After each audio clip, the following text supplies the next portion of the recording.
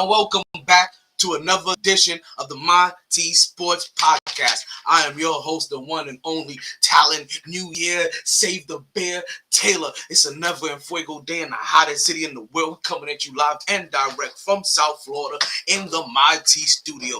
Current temperatures right now, they said today was going to be highs of 75, lows of 52. Yo, right now, like no lie, it's feeling really good today, right? It's feeling really good today. Like current temperature right now is like 64 degrees. It was chilly earlier. Like I was out there on the road like 3 something this morning, right? Like trying to get some work in. It was chilly earlier, but you know how that thing goes. One of those days, like right now, this is like an autumn day for where most of you people are at, right? For anybody that's not in South Florida, right? This is almost like this is an autumn day for everybody else, where it's a little it's a little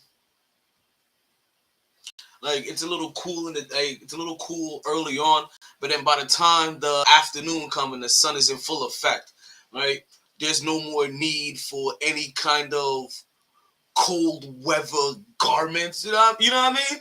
Like it was one of those times. It was one of those times. So it's been really good down there. It's been really good down there. It's February 13th. It's officially it's the first day after the Super Bowl. This is the day that most people call out of work ever.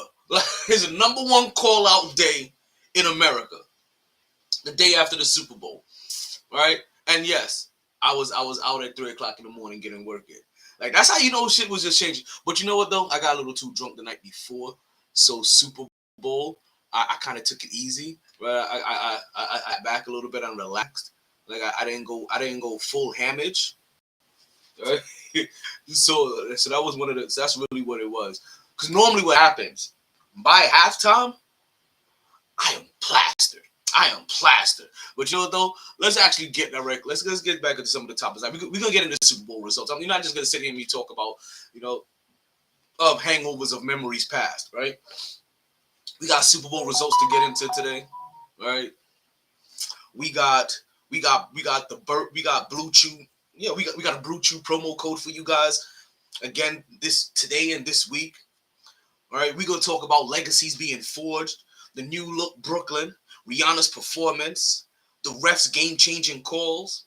We got the birthday shout-outs to give out. Don't forget, listen, people, if you're listening, right? And I seen one of the birthday people just like the show. If you are listening, you go ahead. If you know anybody that had a birthday on the 11th, the 12th, the 13th, basically over the weekend and today, when we do our birthday shout-outs at the top of the show, right, we will get them in here. Go ahead and start adding their names in the comments. Start tagging them in the podcast. Start adding them. You know what I mean? Get them in here. Get them the links. Get them in here. Right? If you wanna call into the show and give somebody that you love a birthday shout out, call into the show. Remember, there's many ways to call into the show. You can call into the show using my phone number. If you got my personal phone line, you can call into the show using Instagram. You can call into the show using the Podbean app as well, which is the original place to call and listen to the show. Either place you can call into the show and give your own personal birthday shout out, or just hit me up wherever you're listening to live. So that can either be YouTube, that's Facebook, that's Twitch, that's Instagram, that's Twitter, that's Podbean, that's MixLR. Anywhere you listening live at, go ahead and at me. Right? Go ahead and hit me up in the comments. We'll make sure we get your peoples in the birthday shout outs. Like I said, we got a big show for you guys. We're gonna get into some power rankings today. Right, we got some cocky coaches that got put in their place. We're gonna possibly talk about them. We got Super Bowl commercials to get into, right? We got Nick's heart transplant to get into. We understand there's so much stuff, and we have a 3-hour show to try to squeeze all of that in. I'm gonna be like, yo, squeeze all of that in, T? I know we're gonna try, but that's what we do here on the Mighty Sports Podcast. Because you know what we say here, regardless of the time and regardless of the weather, it's always a blast on the MyT Sports Podcast. Ain't that right, Coach? Coach, where you at? You play to win the game. Hello? Damn right you do. That's exactly what we saw yesterday. Listen, let's stir this motherfucker up, right? This is officially Volume 8, Episode 58, Track 502 of the Mighty Sports Podcast. So,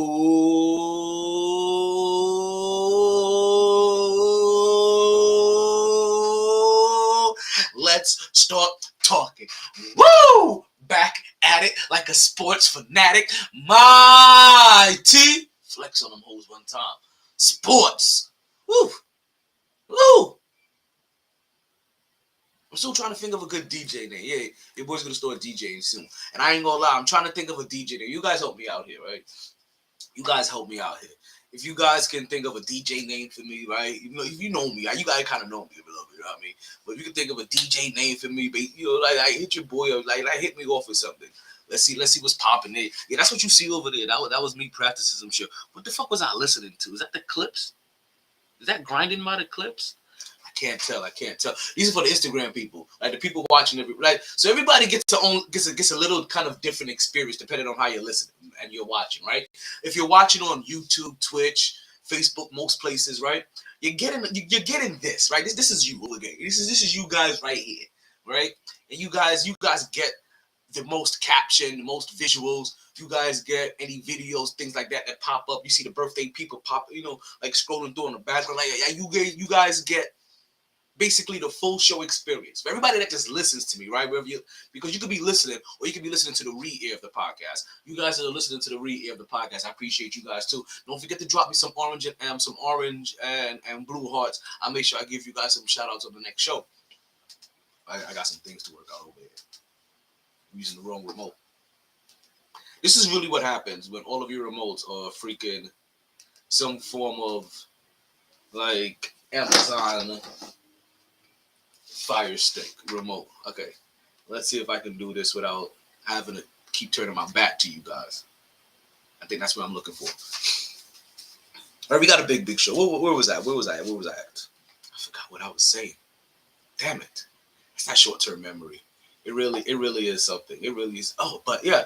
Oh, that's what I was talking about. For you people that listen to the re-air of the show, right? Whether you're listening like on Podbean or TuneIn Radio, or you're listening on Spotify, Google Podcast, like Amazon Music, like wherever you listening at, right?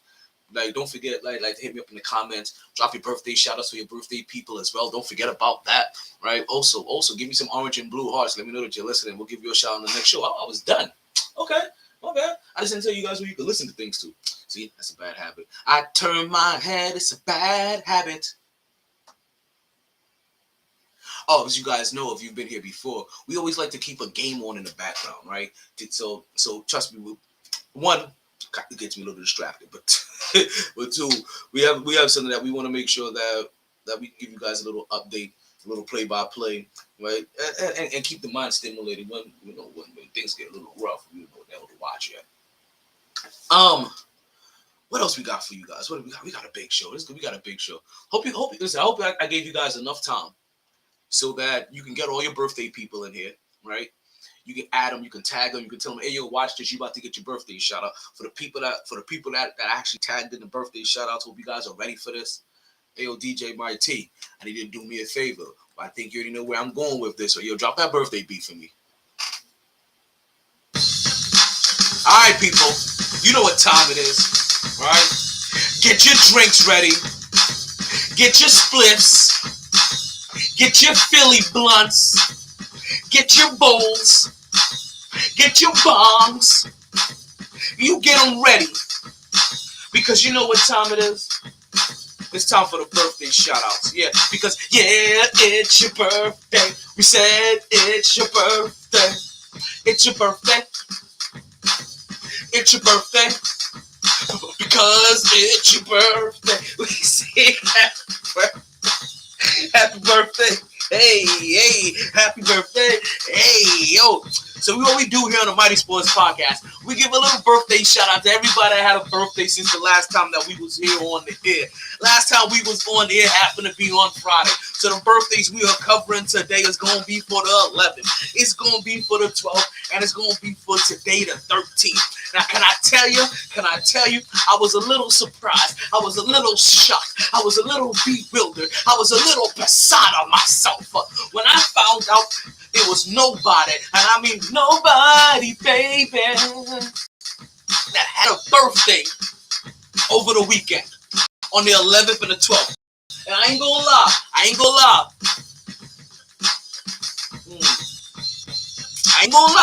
You know, let's put this over here a little closer. I'm not gonna, you know, I'll be good. see it already, can't you?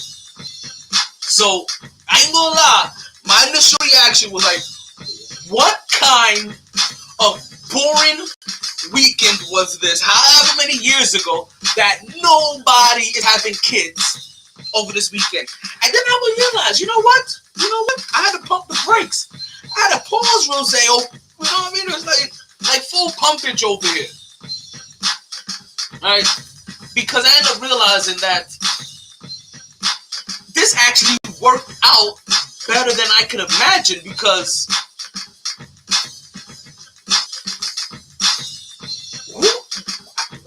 I really didn't want to have to go to a birthday over this weekend. You know, hey, yo, Chill Will. Told you guys I was throwing it on time. We got Chill Will in the background. He actually made it for the birthday shout-out. We here now. We inside, but we outside. We in the podcast. Hey, yo, shout out to Chill Will over there. I want to make sure. And KJ said he was going to make it, right? KJ said he was going to make it. This is for you. You guys don't know that Chill Will is our senior Ohio correspondent, and also our senior college football coach. Listen, he's the person that gives us all of our college football stuff. I don't come to me for that. That's Chill Will. That's his level of expertise. College football, high school football. You know what I mean? U10, U7. He covers them all over the Pee Wee circuit. You ask him, yo, who's the next sixth grader that's gonna be hitting home runs when they turn 22? He knows. Shout out again to Chill Will out there. This is for you. You know what day it is.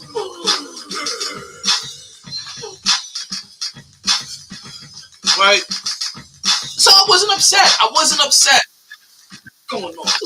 I'm gonna get you in here in a second. I'm gonna just finish up these birthday shout outs. Actually, you know how these birthday shout outs get connected. Actually, you know what, Chill Will? Right now, look at these birthday shout outs. And then we're gonna get you. You know how we do. But you know anybody that had a birthday over the weekend, Chill Will?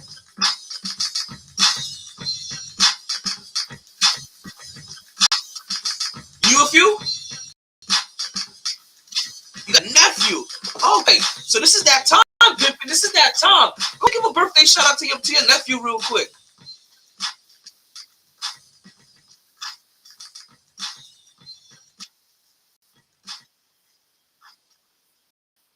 Hey, cause yeah, it's your birthday. We said it's your birthday, baby D, baby D, because it's your birthday. We sing happy birthday.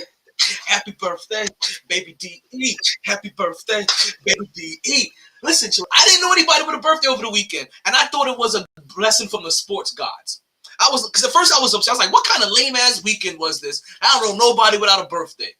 But then I looked at it. I had to step beside myself. Like, myself had to tap me on the shoulder. Was like, hey, yo, pimpin', slow down. You may be looking at this wrong. Like, apparently this was great planning by the sports gods. Like, this is Super Bowl weekend. What else did I really want to have to do this weekend besides just go watch the Super Bowl and get drunk that day? I was okay with it. So you know what? There was no birthdays for me over the weekend, but Chill Will had a birthday that we had to get. So again, shout out to Baby D. But you know what? Just because that's the weekend that we had, that doesn't alleviate today. We got a couple of people with a birthday today. Hey, yo, DJ MyT, let me get that beat again. Yeah.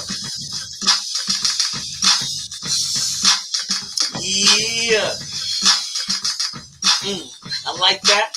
You like that. I like that. You like that. We got a couple of people with birthday today on February 13th.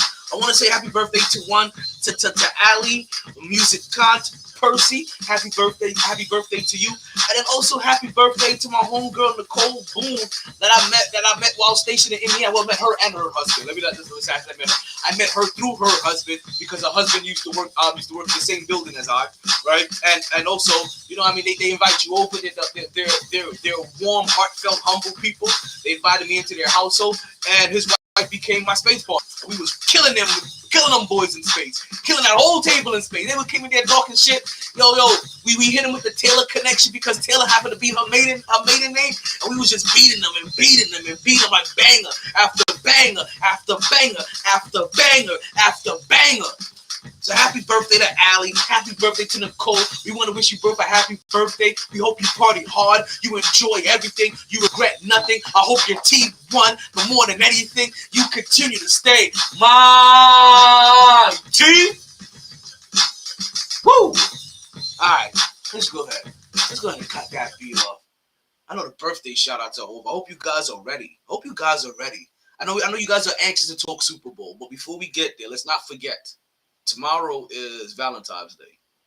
So if you haven't solidified some Valentine's Day plans, then you're an asshole like me, right?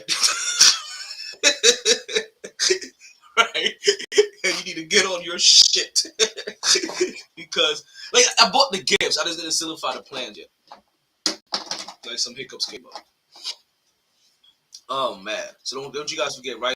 So be on the air for Valentine's Day. Let's just go ahead and wish a happy Valentine's Day to all of the, and we're gonna talk about all genders here. So understand, like I'm covering all base. All of the boyfriends, the girlfriends, the boos, the entanglements, the wives, the girlfriends, the side pieces, the situationships.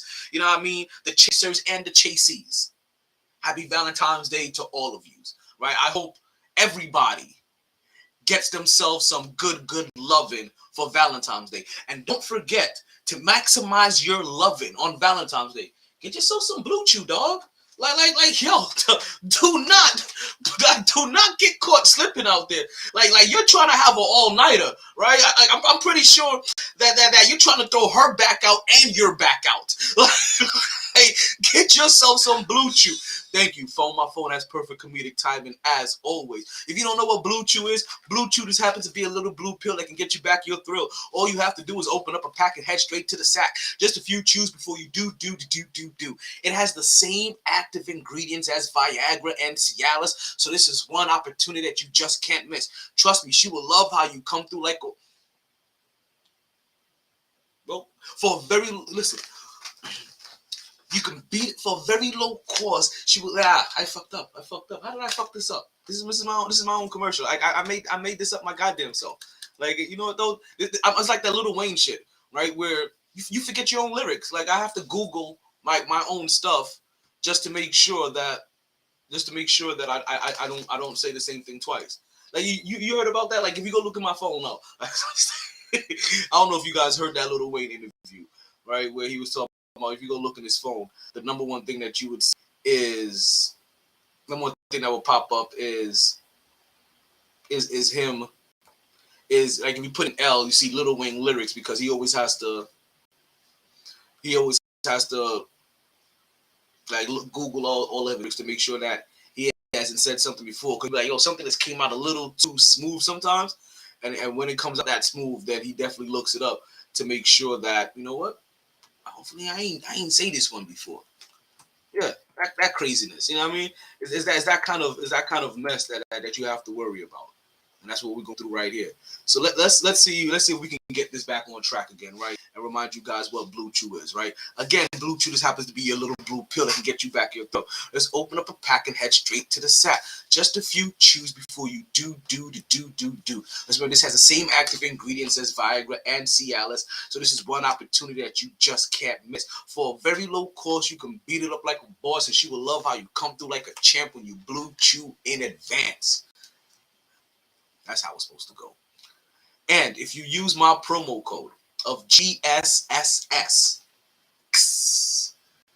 that's how it's going to sound like. It's going to be all over the place. Everybody. Like a volcano. Right? You can get your first order of Blue Chew for free. Yes, folks, for the free. Completely, absolutely free. I mean, you pay for shipping and handling, but that's taking care of your postal worker. That's taking care of you. Right? That's it. Pay for shipping and handling, first order of Blue Chew for free, and then you go get your Kung Fu sex on. So basically, you pick whatever style that you would like to master, whether that's doggy style, missionary style, jackhammer style, froggy style. You know, froggy style from Baby Boy. Hit him with one of those on Valentine's Day. It don't matter. Like Blue Chew will help you do that you want to do. You've been talking freaky in her text messages, in the DMs, like for the last couple of months. Don't let yourself down. Don't allow yourself to let yourself down. Blue Chew pregame, prep work. Ladies, don't let them let you down. Don't go Blue Chew their way. They popping everything else. Like I just popped the perk 30, popped the perk 30, a perk 60, popped the perk. Man, tell them to take a Blue Chew instead. Yeah, over here popping perks. Pop a Blue Chew. Do what you really love to do. Like if you're gonna die doing something, at least die doing die doing what you love. Perk 30, let's pop the perk. Okay, let me get back focused before I get too derailed. But seriously, Blue Chew. There's only two instructions. You chew it and then you do it. Whether you want to do it like LL Cool J, where you're doing it well, or you want to do it like Lionel Richie, where you're doing it all night long. Blue Chew it. It's not the thing that you need. It's the thing that you want. Remember, you blow your back out and your back out at the same damn time. Listen, you wonder how does that ever happen? You know. All right, let's get back on track, right? We had the birthday shout outs done. We got the Valentine's Day shout outs done. We got the show sponsor Blue Chew out of the way. Let's get into what we've been trying to talk about. The subject of the day. The subject of the day. That is the Super Bowl and all of the MyT lights. Boy, when those lights come on, that's when your stars are supposed to shine.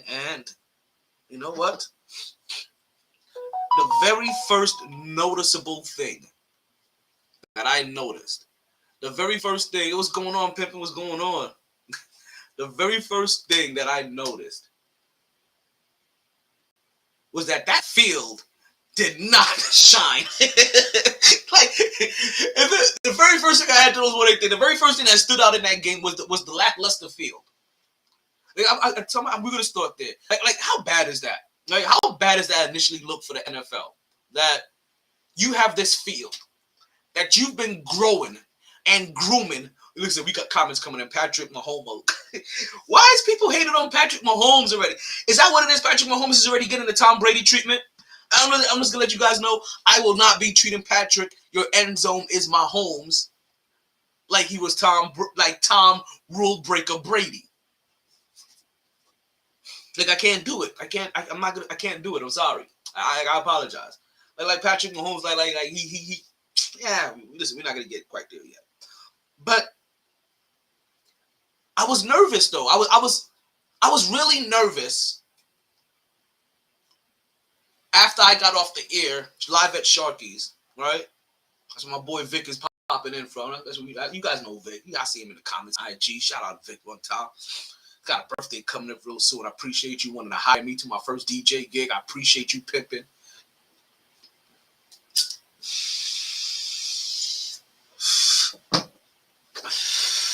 Listen, listen. Believe it or not, you were half of the motivating reason why I was like, you know what? That's something I was thinking about.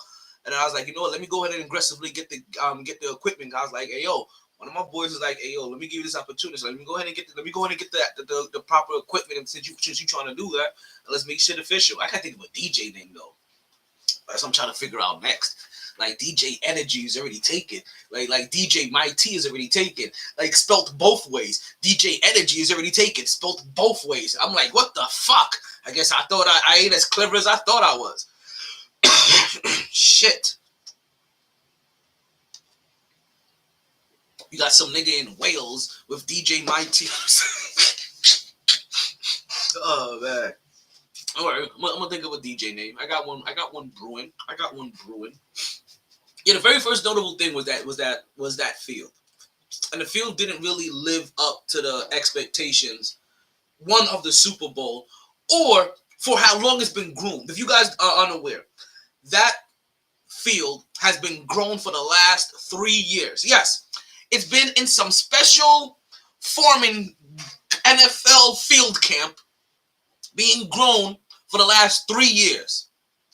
It was rolled in specifically to to the arena 2 weeks ago, obviously, right? After all football's done, right? But not obviously, Arizona wasn't playing, but but they rolled it out 2 weeks ago. I remember Arizona has one of those fields where you can roll out the field into the sun and roll it back into the stadium, right? Because they never wanted to open the dome because of how hot it gets, so they don't have to release any of the humidity or release any of that cool air anytime they wanted to put on the AC. So they have a field that actually rolls out and extends outside of the stadium. So every day it's being rolled out, every day it's rolled back in so you can get natural sun. It's being watered, it's being tailored. $800,000. It cost them $800,000 for this project. And the only thing I could remember about this field is that players are slipping left and right. And every time they slip, I just hear, shriek, shriek. Like maybe it's just me, baby, because listen, maybe I have a little ADD, right? And I hear the sound effects in my head every time I see one of them slip, but I just couldn't help it. I couldn't help it. You seen players had to go back in halftime, and this is why players prepare like this, and they had to adjust the lengths or take either get new cleats or adjust their shoes to get longer cleats so they can get better footing in this game. Reason why you kind of saw it change a little bit in the second half, and there was less slipping than there was in the first half. But you would have thought that they would have how most players get a chance to go on in the field, test out the slickness. I was surprised that nobody noticed this in any of their pre-game activities. Now, so that was probably the very first thing that popped up. Again, like this was a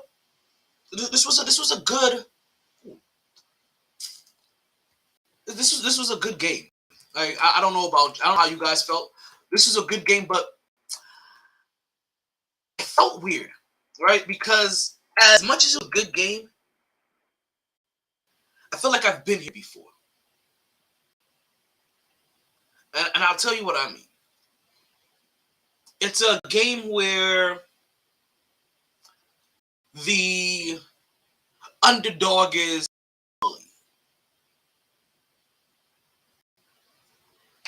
It looks like the perennial favorite is going to lose. And then the favorite comes back, game-winning field goal with little time left. So very shaky call to help the perennial favorite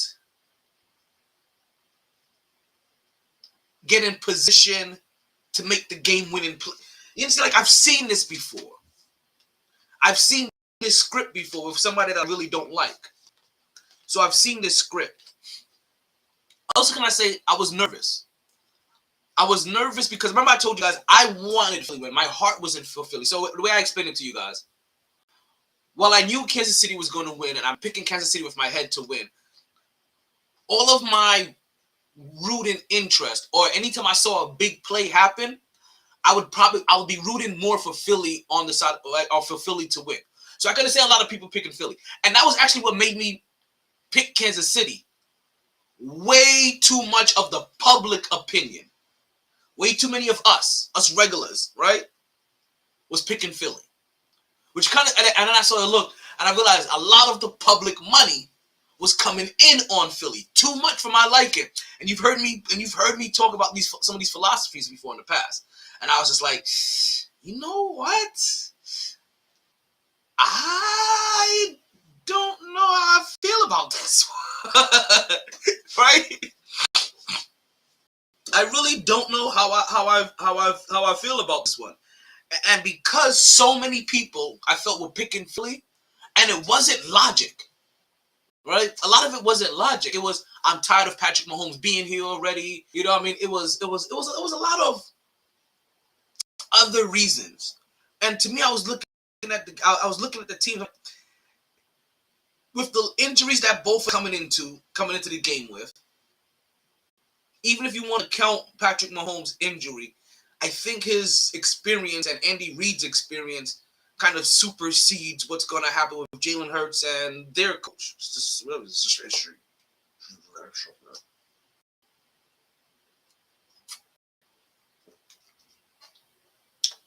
So I was nervous about even picking Philly. And that's the reason why we ultimately ended up with Kansas City on Friday's podcast. Even though I've been leaning towards Philly all year. And remember, my reason for even wanting Philly to win was emotional as well. It was for the simple fact that I don't believe that Jalen Hurts will make it back to another Super Bowl after this. This was his moment. This was his time. This was lightning in the bottle. I hope I'm wrong. That's why I said I feel like he won't. Now, listen. Who knows what happens after this? Who knows how things look after this? You know, what kind of drive, how he takes this loss, if he makes sure that he cements himself as one of these guys. Because the NFC is for the taking. He doesn't have to go through a lot of people to win the NFC Championship again and come right back here. You just got to make sure that you don't make a mistake on the way up here in the playoffs. That is mainly. But you can win your division every year. Who are we talking about? Dallas? Giants? Washington? Yeah, you can win your division every year. Because I still don't believe in the Giants quite yet. Then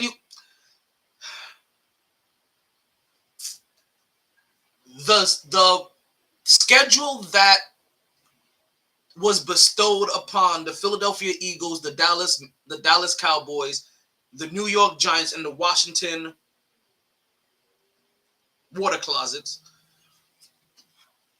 was quite light, to say the least. And because of that, all of them had inflated records. Even Philly. I'm not saying that Philly wasn't good. I don't know. Who knows if they were that good without such an easy record. Win your games, position yourself based off your record.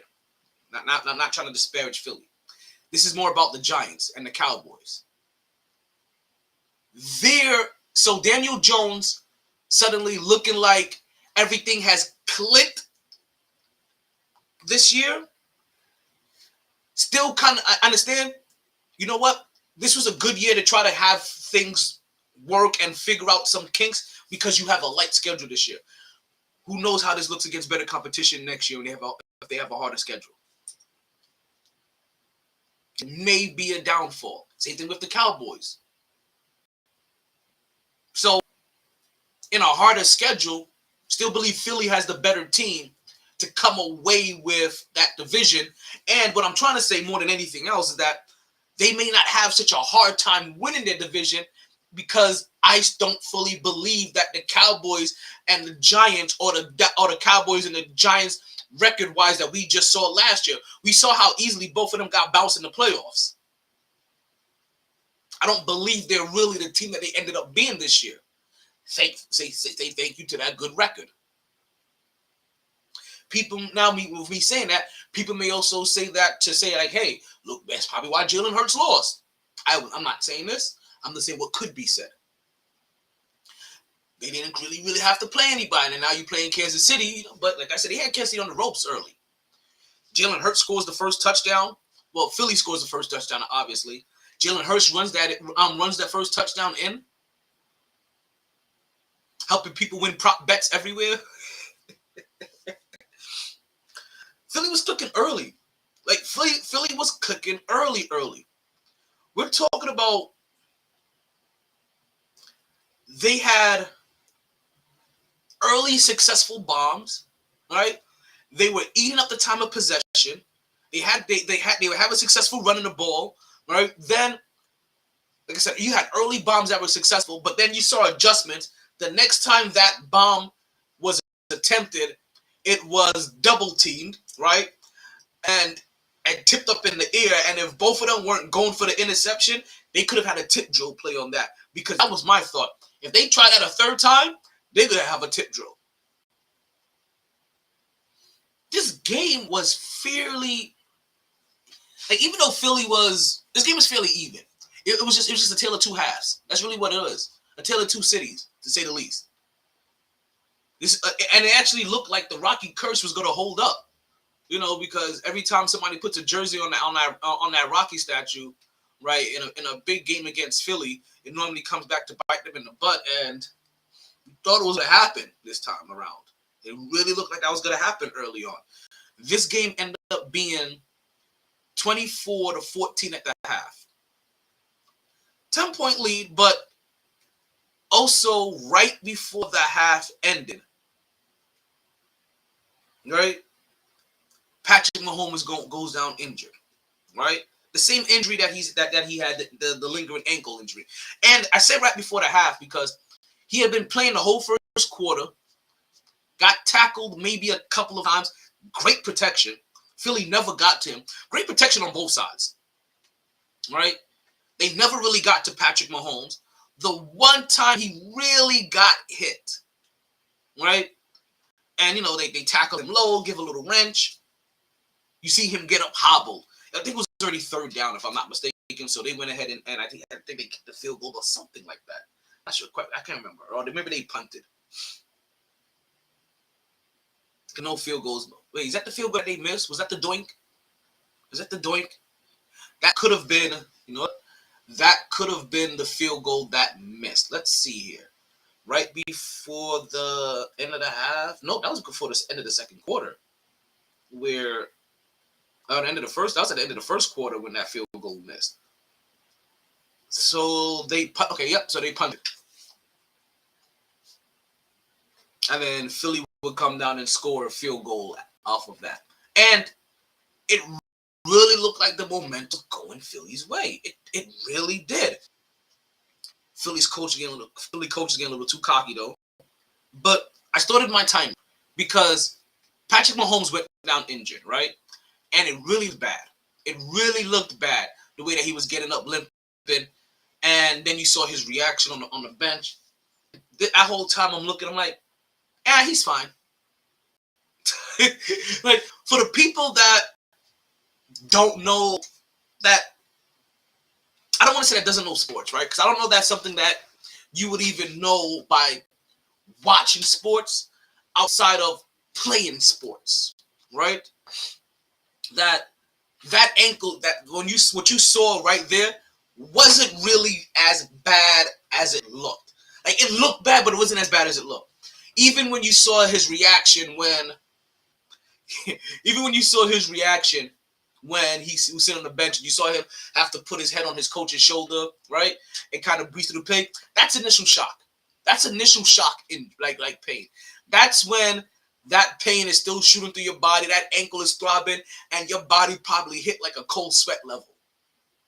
If you never had the cold sweat from a shock of pain, then that's what that probably was. And then, that warm or cold air leaves your breath real quick. You know what I'm talking about. You have to kind of breathe, get yourself cooled off, calm back down. And then once things start to ease up, right, and your body temperature kind of gets back to normal, and you're like, okay, start flexing the ankle, start feeling like, okay, it isn't that bad. You stand up, put some pressure on it, and you're like, okay, you know what? I think I can get through this. I started a timer from the moment that Patrick Mahomes walked off the field to the time that he walked back on the field, right? I started a timer because it's all about timing. Remember I told you right after that, it was already third down, so they had to punt. Philly took up as much time as they needed to end that game. It wasn't a lot, right? It was like another minute and 22, but they had their timeouts. And to work through to stop the clock, out of bounds plays, things, all that little stuff to extend what should be just a minute and 22 in real time. So, because in my head, I started thinking, well, you know what? He has enough time to really cool down from this pain, get rewrapped, stretch, relax a little bit, take a numbing agent, whatever he has to do, take a couple of pills, whatever, get some icy hot on it, whatever he has to do, and he could be right back out there. Because also the benefit of the extended halftime. So you realize almost an hour passed It was like 50. It was like 57 minutes and some change, right? But almost an hour passed from the time Patrick Mahomes left that field to the time he had to snap the ball again. Almost an hour passed. Do you know how much time that is in sports injury, especially something like an ankle injury, right? Do you know how much time that is to have the pain subside, right? To get back to, like, to start feeling how you were feeling before you came to the game? Like I said, to take your numbing agent, he said he didn't, right? But whatever, right? To take your numbing agent, to take whatever painkiller, to get it rewrapped. That's a lifetime. Especially if you don't think it's that bad, and man, that's a lifetime. Especially for the Super Bowl. Oh no, he's coming back out. I was in a text chain, right? I was texting a female friend of mine, right? One of my, right, and she was like, "Yo, you think he's gonna come back?" I'm like, "Listen, unless we suddenly hear that his leg fell off in the locker room, there's no way Patrick Mahomes is not coming back out." Like it was just really that simple. It was really that simple. Chill Will. Whenever you're ready to hop in here, birthday shout outs are done.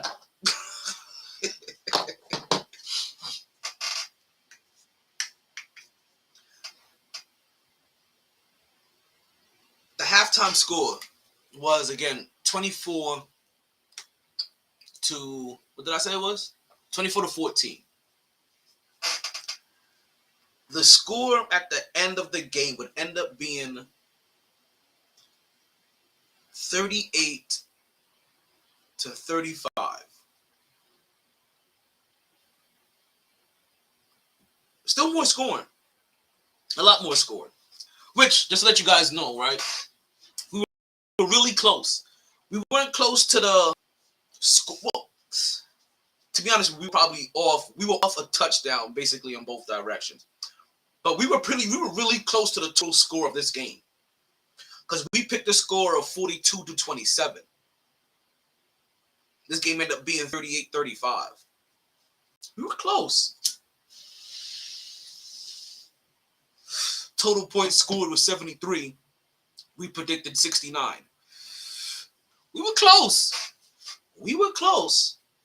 The fact that we had Philly going all the way here from the since August 3rd, like that's we listen. We gonna big up ourselves here on the podcast. Like we have been all over. We have been all over this Philly train, like ever since day one. Like we saw the moves that they have been making in the offseason. We were like, hey, yo, like people better be scared. And you start looking at that schedule, and you were like, hey, yo. But this comeback victory is nothing new. Thank you, phone. My phone again with its perfect comedic timing. What's going on here? Philly is live now. We got a couple of messages coming in. Okay. Where's KJ? Chill, Will. Find out where KJ's at, man.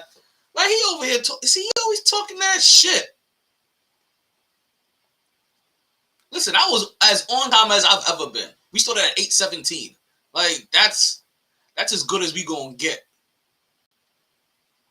Is he taking a nap? Hope he ain't taking another one of his unauthorized naps again before the show. Listen, I already know how that goes. Listen, this happened to me. I'm like, you know what? After I get off of work, let's lay my head down for like 15 minutes real quick and get a quick reset. Next thing you know, I wake up. It's an hour and a half later, and I got to start the podcast in half an hour. And I'm like, I guess it's going to be a 9:37 kind of start time. We were super ready. We were super ready today. For those that don't know, right? I don't know if you know this, right? Even Chill, right? This is nothing new for Patrick Mahomes. This comeback that we just saw is nothing new at all for Patrick. The end zone is Mahomes.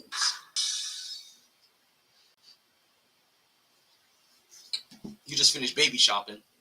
What? He just finished baby shopping. What do we have to? Wait, what? Did I just see that right, Chillwell? I guess. You know.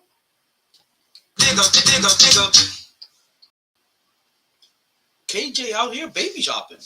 Shit. Look at that. Look at that. He did get his ass spanked by Brady. But you know what though, man? Listen. I can't. I am not holding Patrick Mahomes at fault for that loss to Tom Brady.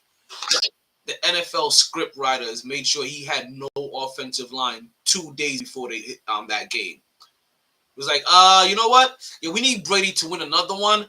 Yeah, you're not gonna have our offensive line. That was chill. Cleveland! This is for you! Appreciate you, Chill Will, sharing the show. Don't you guys forget to like and share the show where you're at. And if you're new to the podcast, like, don't listen. All the links, the link is in the bio. The link is in the bio. Don't hit that link. Right? If you're wondering about the adult content, you've seen what's been going on in the show already. It's an adult sports show. This ain't meant for your average 12-year-old, right? Yeah, this ain't meant for no average 12-year-olds. That's why I said average. So let's bypass that. You understand what's happening on the podcast a couple times. Some adult content may get past, some adult language, some adult situations may be explained. And I ain't trying to have you coming to me with your kid like, hey yo, when you was talking about this on your show, it's a life podcast that revolves around. We gonna touch life as life has touched all of us.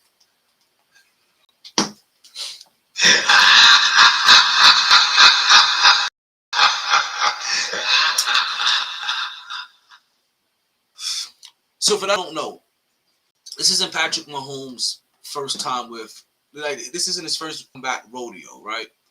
He's been doing this all year, right? He's been doing this for a while. Let's not forget that Patrick Mahomes was down in the fourth quarter to San Francisco with 8 minutes and 3 seconds left to go in the fourth, and they were down 20-10.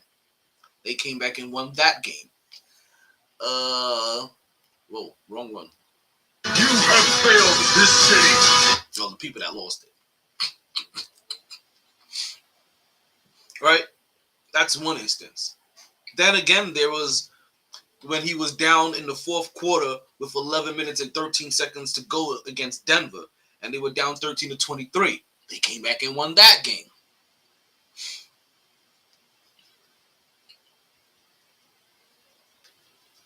Yo, where is that? Yeah, I guess we use this one.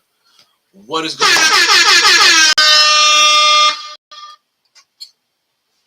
Right? Then there was the game against Baltimore, where they were down the fourth quarter with 1:29 left. And they were down 17-24, and they came back and won that game. Like you understand how long that, or how many times they've done this year?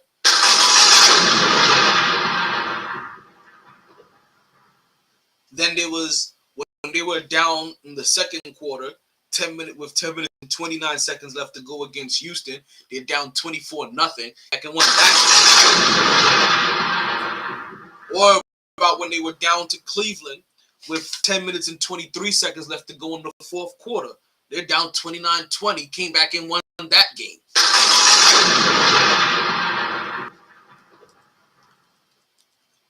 Listen, like I said, I told you, I've seen these scripts before. Right? Like I've seen some of these scripts before. I hope you guys recognize them. I hope you guys recognize them. Who else is out there? Then there's also when they were playing the Las Vegas Raiders. They were down 28-31 with a minute 43 left to go in the fourth quarter. Came back and won that one. There was the game they were down against the Los Angeles Chargers, 21-28 with 2 minutes and 19 seconds left to go in the fourth quarter. They won that one. There was the game against Buffalo. Sorry, Bills fans. You guys remember the infamous 13 seconds left to go. Down 33, 35. They came back and won that one too. Well, after that, then we're basically just talking about the game that they came back when they were down in the Super Bowl at halftime, 24-14, and they came back and ended up winning that game after Patrick Mahomes went down in the second quarter with a busted ankle. No ending! No ending! No ending! No ending! To me, yes.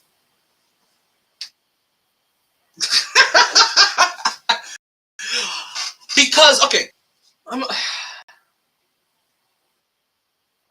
listen, to me, he's better than Tom Brady because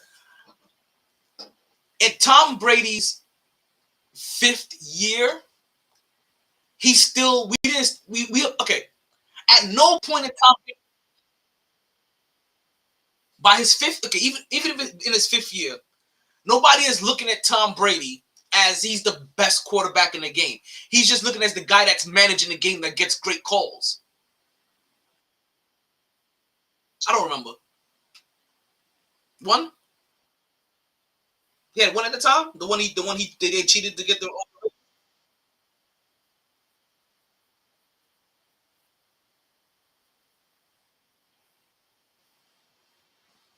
He's not, well, he's still a better quarterback.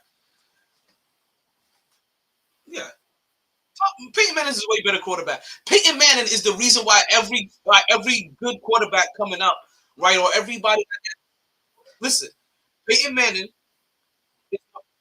is the reason why everybody starts thinking that, oh, he's way better than Eli. Stop it right now. If you're talking about Eli,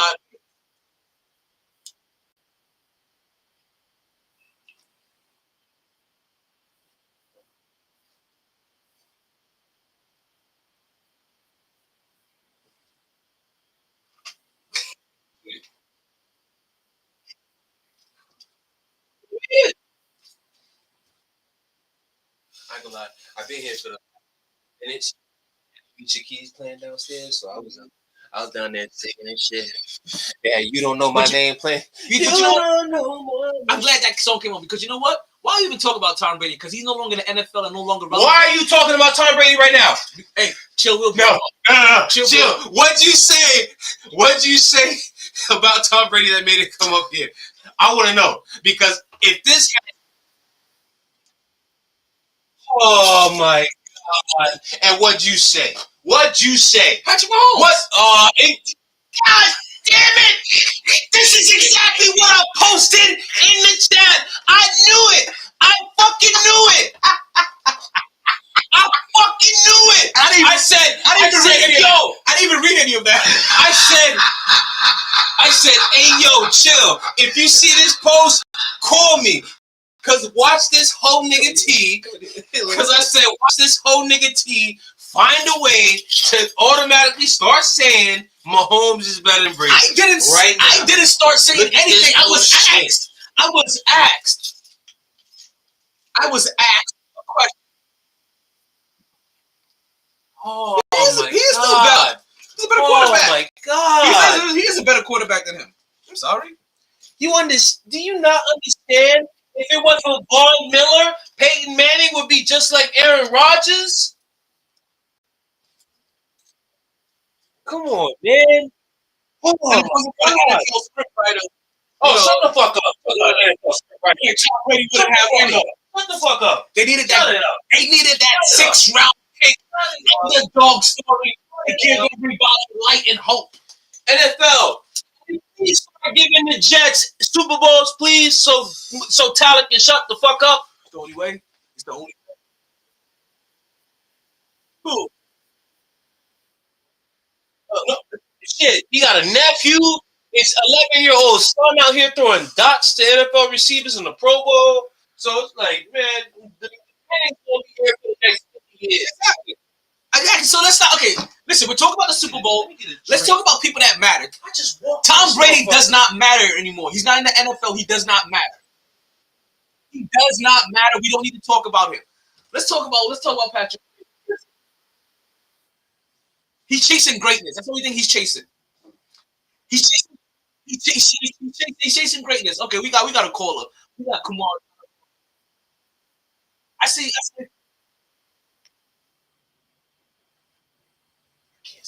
You're right. He is doing it the right way. Patrick Mahomes is doing it the right way, unlike Tom Brady has. Oh my God.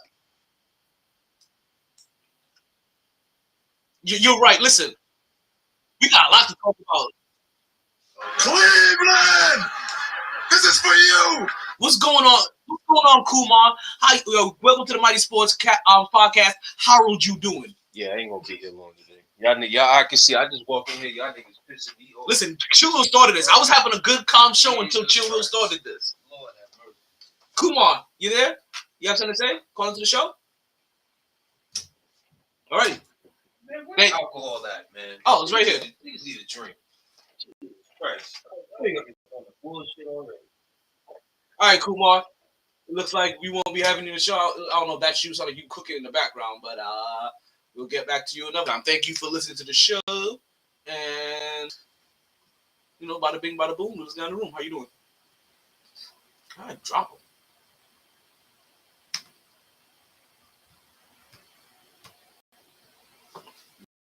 I can't drop him. There we go. Booyaka shot. All righty. Listen, see, Chip will do this on purpose. You know, it's okay. You guys just know how to rile me up, and we both know how to rile up KJ. Listen, if you guys knew this was gonna happen, why would we even come down this road? Why would we even do that? Why would we even do that? Listen, he is. I just can't help it. He is. Listen, you saw that resume I just pulled. You saw that resume I just pulled out of those 8 comeback W's. You know what those spell? I am him. You remember that? I am him. I am him. He is him. Y'all seen that reel where that chick with that Karen confronted some young black kid, and then she was like, "Who are you? Who do you think you are?" And he was like, "I am him." And she was like, "Oh, you are not our savior. You are not him." She's like, "Whoa, big trigger." Oh man, it was a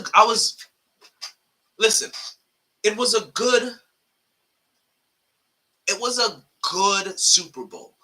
But like I said, I've seen this story before. I've seen the story of the perennial favorite going down early. The underdog looking like they're going to win. A la Atlanta and New England, right? Bill Belichick versus, God damn it, what's his name? Matt Ryan. Right? I remember that story. It was fairly similar. Then the perennial favorite starts trotting down the field, starts putting up points. Next thing you know, controversial call at the end of the game for the for the person that randomly it seems like the NFL wants to win. I remember this story. A la Bill Belichick and the Raiders.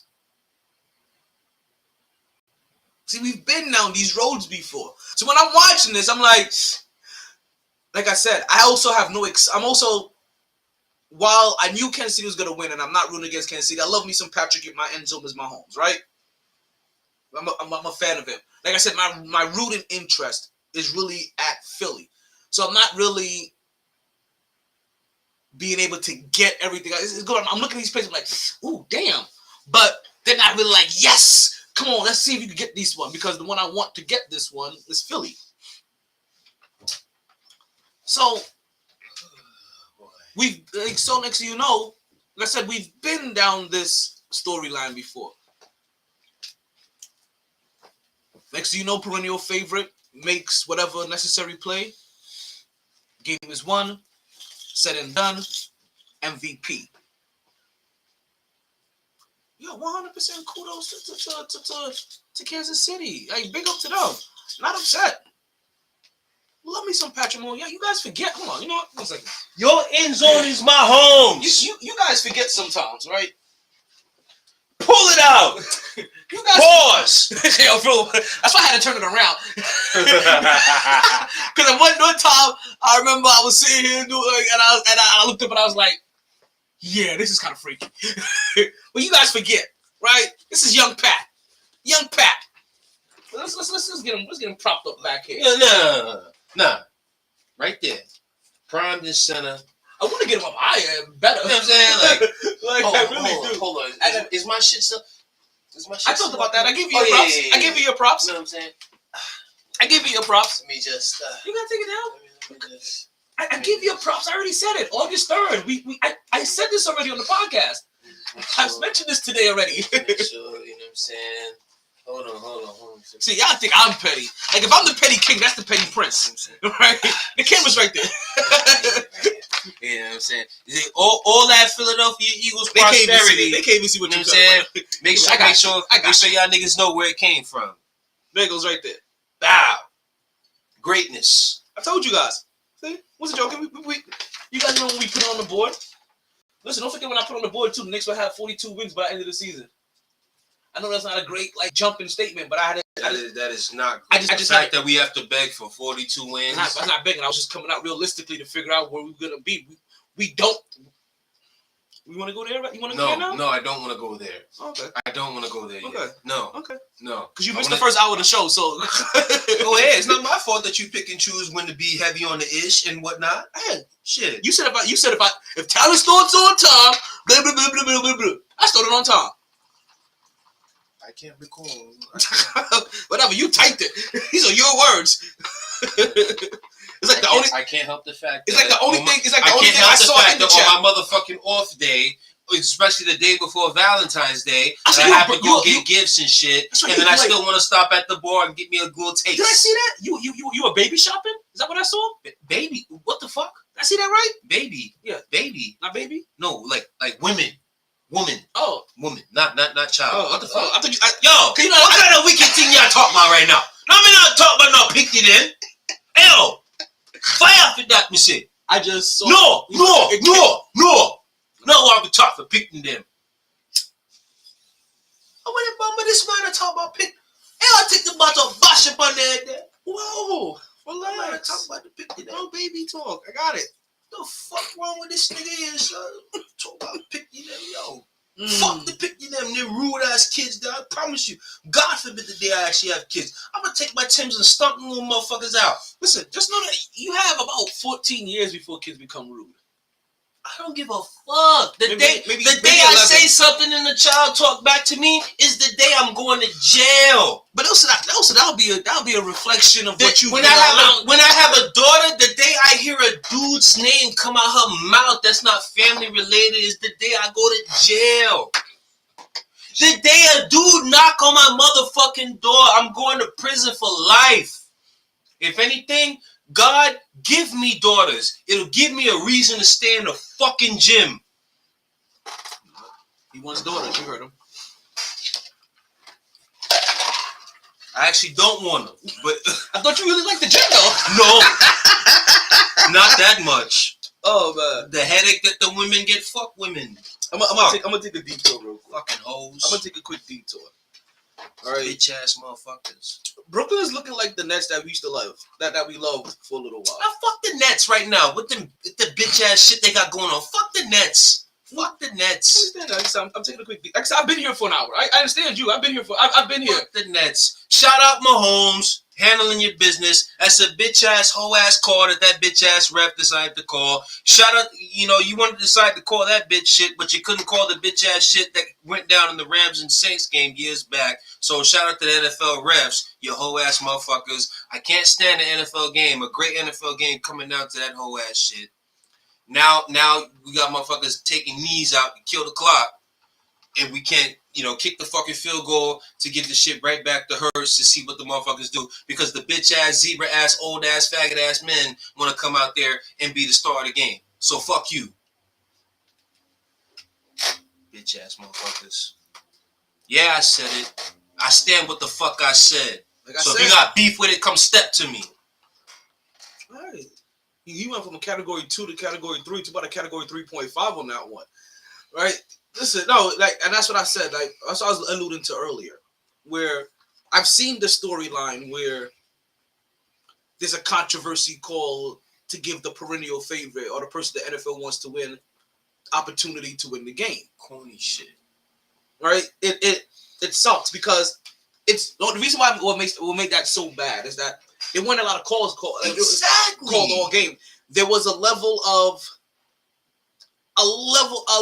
physicality that they were allowing. So to have that, it's the reason why you hear his explanation said the way he said it. Like, people so focused on the part where he was like, all he says like, yeah, I held him. But the reason why he says so openly and blatantly is because it's been going back and forth all game long, and it wasn't called. So when he says, yeah, I held him, I didn't think he was going to call it. He honestly thought he wasn't going to call it because he hasn't called it all game. And then suddenly, on the very last play, here it goes. And you're like, damn. But also, you kind of saw the Jordan effect happen with between Mahomes and the referee, where he was like, I was holding, and the referee was like, I didn't see it, Pat, but I believe you. I believe you. Holding. If you guys don't know what I'm talking about, there's an old MJ clip of him telling. Was he in Washington at that time? I think he may have been in. I'm trying to think he was in Washington. Still in Chicago. It's just. But I'm sick and tired of great football games being decided by a nigga in a zebra shirt. I'm tired of it.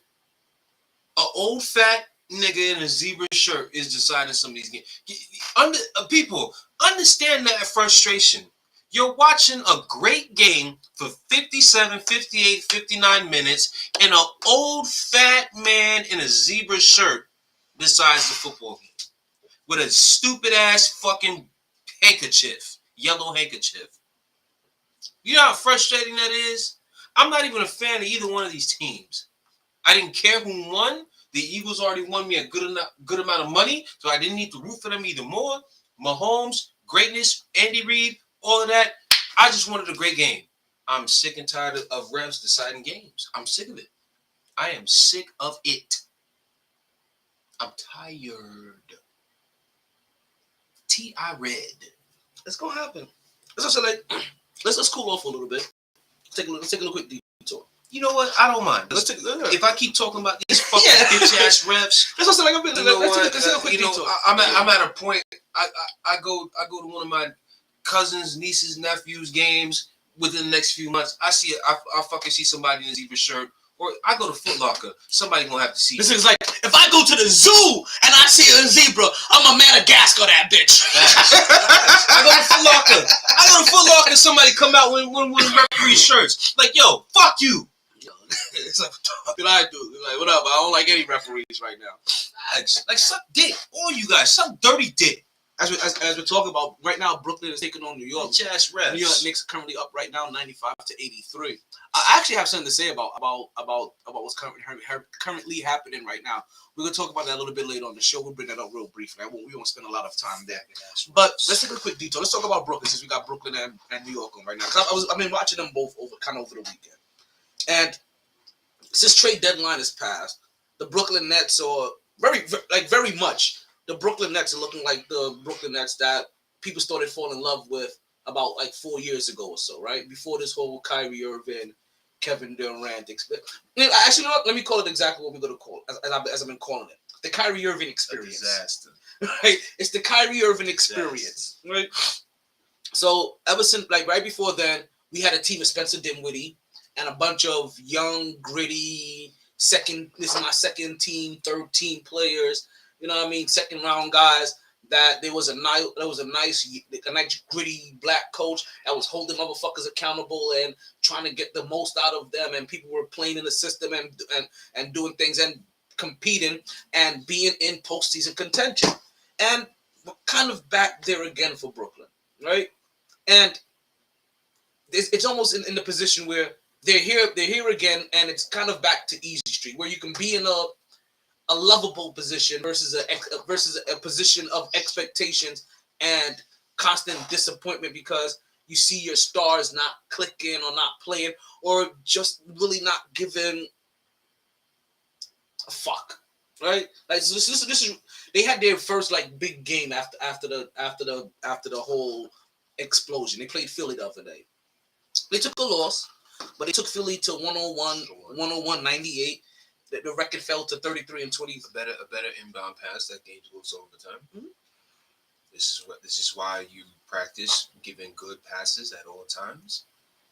So kids, I'm only going here because I actually have a few that I train and whatnot and assist in development and whatnot. So when motherfuckers, I literally already have that clip saved in my phone. Especially when 22. Good for him. I literally have that clip saved in my phone right there from that game the other day as to why good passes are important. A great perfect pass, that means that game would have went in overtime. That game did not go into overtime because that pass was off. Like what Emmanuel quickly just hit Hartenstein with so he can roll to the basket. Somehow perfect. He was, if I remember correctly, Spencer Dinwiddie had to reach down and away from his body. That is literally two tenths of a second right there worth. And if that pass was on the money in the shooter's pocket, he literally would have caught it and wouldn't even have to bring it down, shot it immediately, all net, overtime, and who knows what would have happened from there. Yeah. But motherfuckers who want to complain about the importance of a perfect pass or in the shooter's pocket, at least now I have a clear-cut example to show you as to why. Hey, clear-cut. It was good. Right, newly acquired Finney. Like right now, the lineup looks like okay. It's Finney Smith at the forward position. You got Cam Johnson, right? You got Mikal Brooklyn Bridges, right? He's already been named, right? Still Nick Claxton and then Spencer Dinwiddie has a Dinwiddie returning, right? I ain't gonna lie, he's gonna fit perfectly with how we play. Josh, yeah. I'm gonna talk about the Knicks a little bit later. Yeah. Listen, I'm not gonna spend a lot of time here talking about Brooklyn, but there's no need to talk. Yeah, we gonna come back. Like so, I'm just gonna reset the palette a little, every time, and we gonna hop right back into it. There's a lot to get into. Right? How that shit went yesterday, that shit just like overtakes everything. But whatever. So Mikal Bridges ended up leading all scorers for Brooklyn the other night with 23 points and 6 rebounds, but his plus minus was -8. Ooh, I was about to say I love that for you, but no, I don't. You ended up being a minus. But again, we're talking as the so-called runner-up defensive player of the year. Woo! Listen, James Harden cooked him for 29 points. He was in his bag that night. Like Joel Embiid dropped 37. The same James Harden that they question if that nigga even want to play basketball. Whoa! Notice we haven't had any more questions about him since he's left Brooklyn. For real. Except for those first few months when he was getting himself back in shape in Philly. But the problem is, why do I have to question the NBA players getting in shape and whatnot? Like, what the fuck are you, Shaquille O'Neal? Like, what the fuck, James Harden? Well, you know who shit is shame. Because you know what? The only time you have to question somebody is when your name is Ben Simmons. Because Ben Simmons is officially put the Ben in Ben. That nigga is getting away with robbery. Arrest that man. You know, if you go that bitch ass nigga Jay Williams want to be out here talking about some shit about this nigga. This nigga. Oh, stealing money. Oh, now it's offensive. Fuck out of here. In case I don't know if you guys heard all that, because when he gets to category 5, he has to go right to the mic. So I don't know if he gets distorted or not, but that shit pissed me off when Jay Williams did that bullshit last week. I'm sorry. When Jay was in what? Trying to talk about because Jalen Rose had said that Ben Simmons was getting away with stealing money. Yes. So he had but Jay Williams had a problem with him saying the fact that Jalen Rose said that he's getting away with stealing money. So it's like, oh, so he's putting up. Literally, Jay Williams want to be the politically correct motherfucker talk about, oh, so he's putting on a mask and going in banks and stealing money. I'm like, Jay, shut the fuck up. You know nobody talking about that shit like that, man. Like, listen, we were behind you with Stephen A. Smith shit last week about the Dallas Cowboys shit. Because listen, the problem is the Stephen A. shit. That shit happened the same morning. That's what had me know. I'm like, Jay, I'm with you. And then I saw fuck shit. You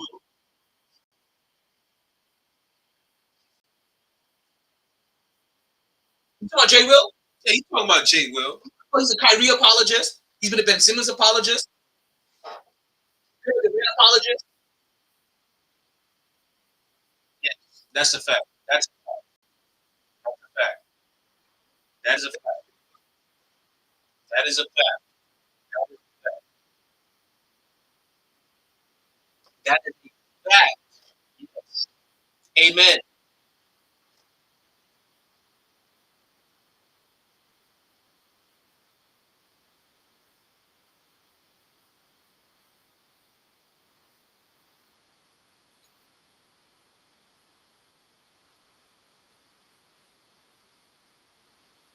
Go ahead.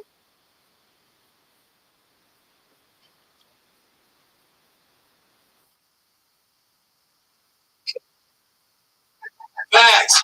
Yes. Yes. Good.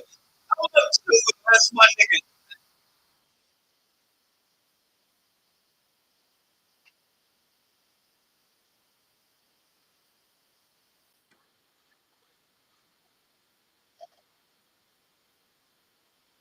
Yes. Yes.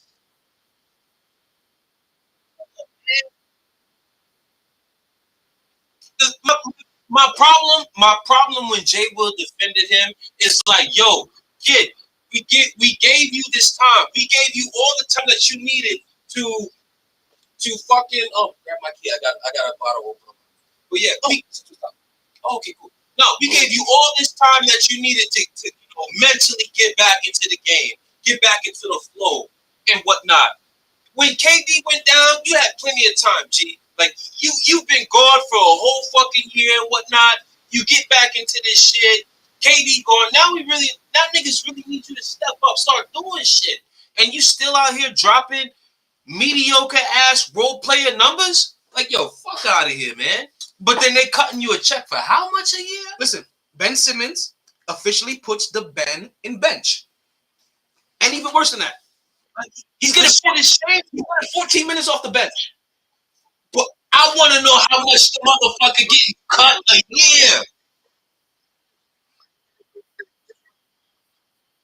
This shit is I'm telling shameful. you right now, if I was the Nets, I'll be trying to find a way to talk to the NBA in the offseason to see if there's a way I can get out of this contract.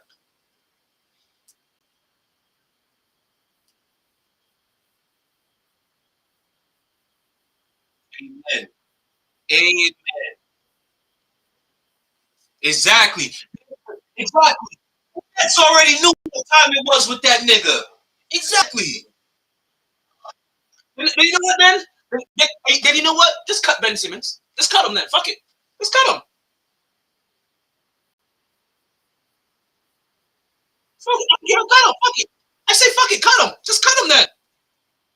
I don't care if I gotta. If I gotta pay him, no. I just say cut him then. He's useless to me. Just cut him. No, he's not. He's not no Nick Batum. Nick Batum got a shot. Stop it.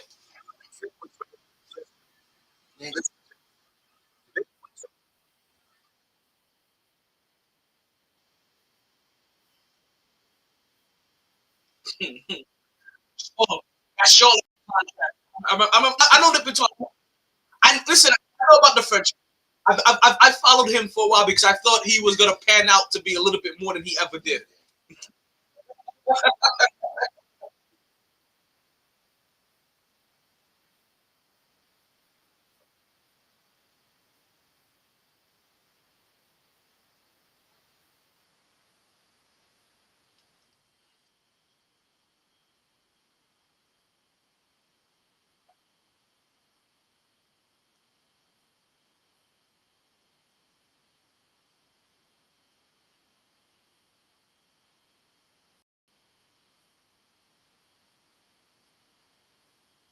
RJ Barrett. One second.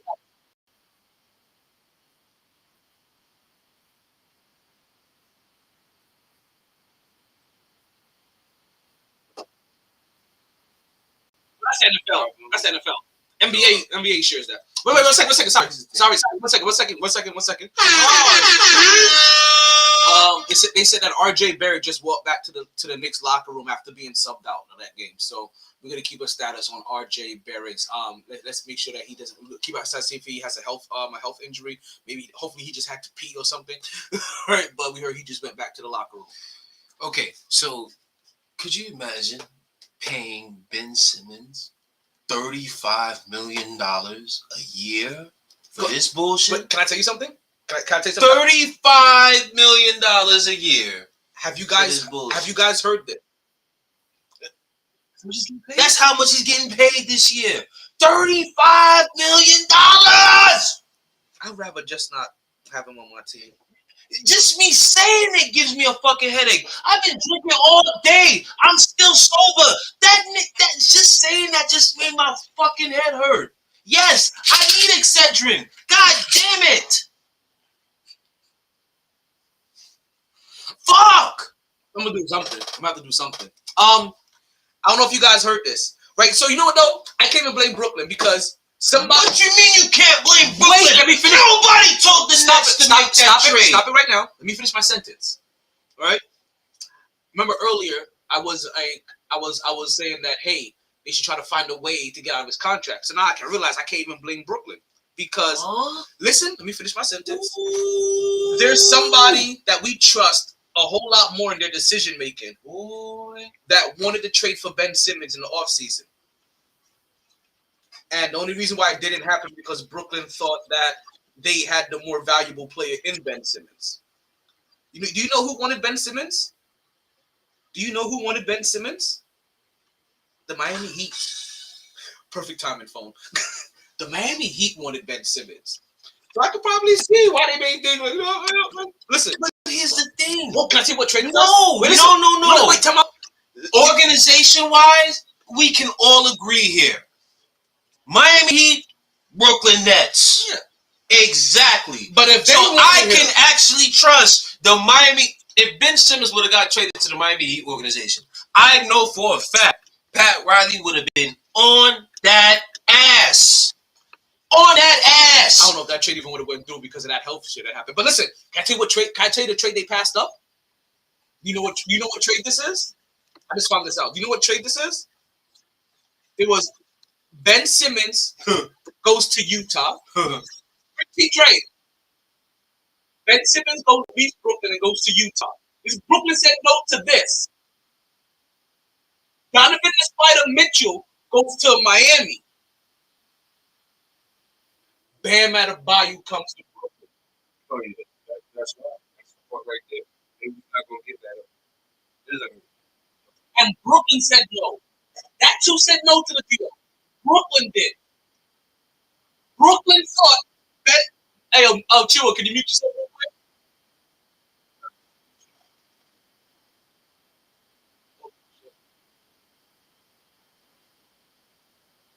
All right. So, yeah, the Brooklyn Nets turned down that deal. So I take that back. I can't blame Brooklyn because I keep forgetting Miami didn't want Ben Simmons in that trade. It was Utah. And you saying you can't blame Brooklyn? I have to take that back. They're the ones who shot the deal. And they're the ones who shot the deal dead. For a second, because I said I only heard this one time and prepared this. So for a second I was thinking when I said that I was saying that under the premise that Miami wanted him. But no, you know what kills me about Brooklyn? Brooklyn not even moving like Brooklyn Knicks. That's the problem. So they weren't. They are not. That's the problem. They are not moving like Brooklyn niggas. Brooklyn niggas would have fleeced these niggas. We see the future. We see the fuck shit. We see the bullshit. We finesse you. You don't finesse us. What about Joe Tsai says Brooklyn?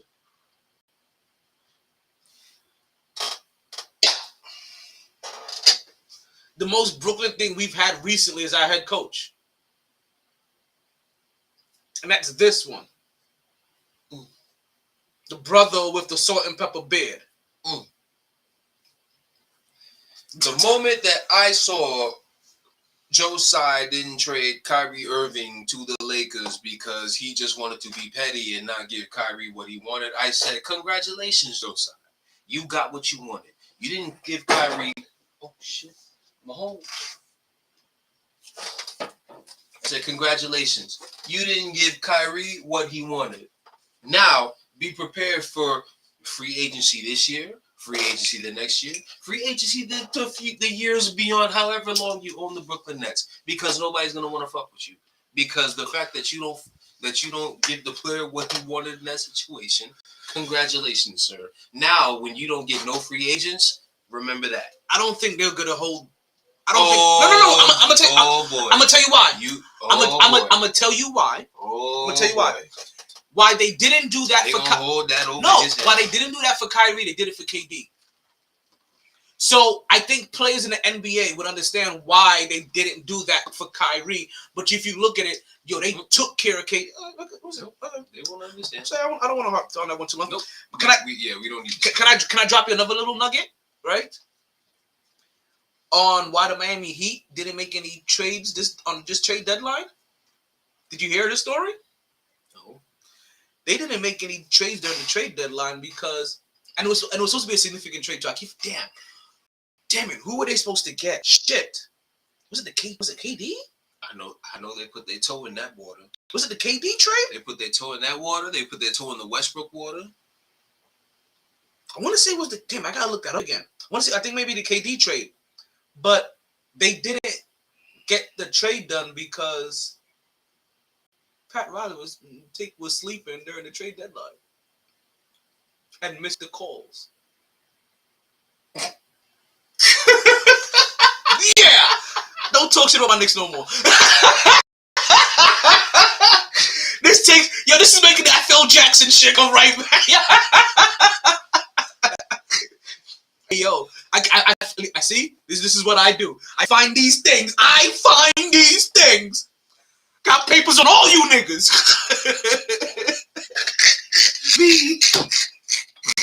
If that's bad, I'm about to text my niggas right now. I said, do y'all know why y'all niggas didn't make no trade? Because apparently this nigga Pat Riley was sleeping during the trade deadline and missed the phone calls. He missed the communication calls to try to make to approve these trades.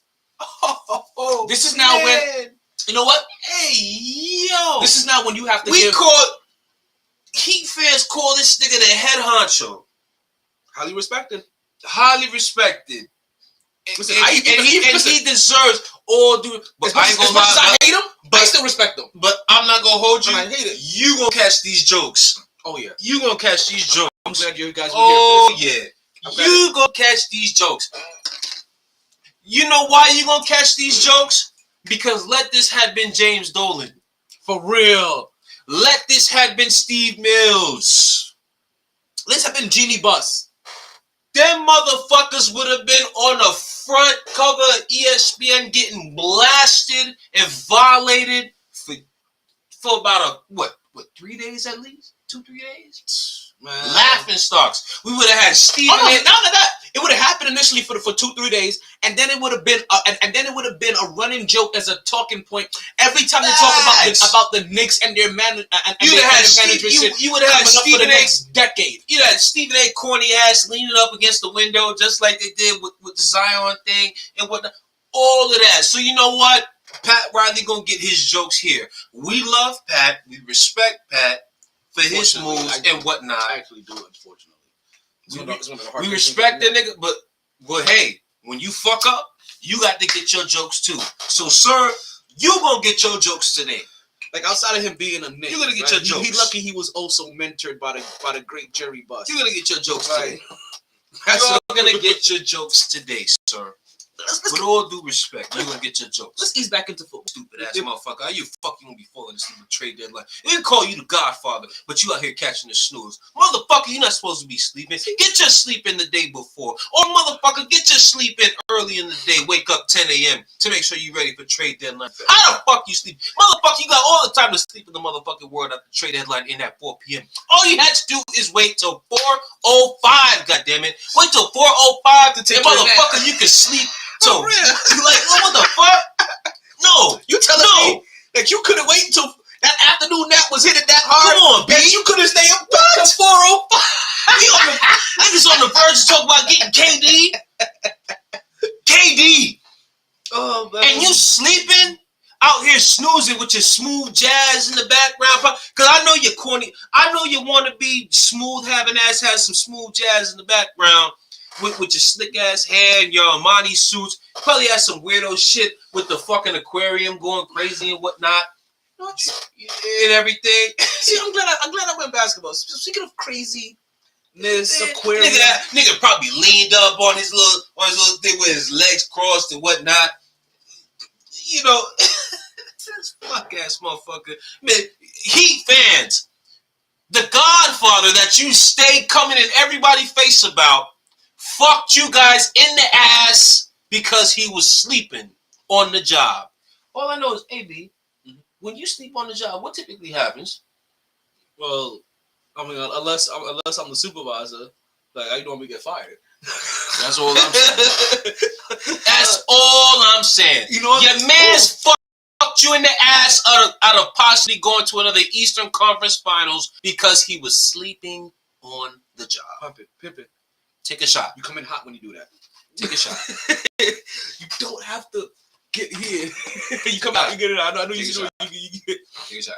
So take a shot if you love yourself, Heat fans. I'm glad. Listen, Natalie's here. yourself. I'm glad she came in. Wow, he's speaking from his chest. Yeah. He's definitely getting to category 5. Nat, leave me alone. He's definitely getting to category 5 pretty soon, right? But let's see if we can get him down to a category. Call me back, if anything, Nat. Call me back, son.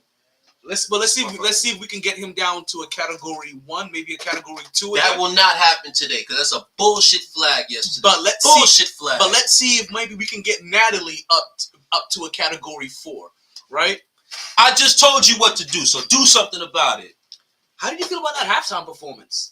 I love it. That's Riri. That's amazing. See, that category came in. Riri. The only thing, Natalie, the phone lines are open. Flacco. Natalie, the phone lines are open. ASAP, I love you. What the fuck? You can even call him through Instagram these days. So you can even call him through Instagram if you like. Don't do that. Don't do that. You better take your ass over to Podbean and make that call. What the fuck? Don't do that. Phone lines are open, Natalie. So I want to know, guys, how do you guys? So let's start with KJ. How did you feel about that Super Bowl performance? You guys start letting me know. Nat said, "Shut the fuck up." Now I'm upset. Man, go smoke some weed. You'll be alright. What did I say? I was gonna bring you down to a category 1 or 2 and see if I can get Nat up to a category 4. What just happened? Why she upset? I just told you guys. I asked you about it. How you felt about that halftime performance? See, Nat, I know you're not hating on that halftime performance. What do you see there? It was lackluster. It was. Go smoke some weed. Carry on.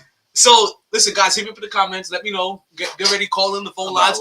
You see how controversial this already is. I see everybody listening. Call in. Let me know. Hit me up in the comments. KJ, tell me about how you felt about the halftime performance. See, here's the problem.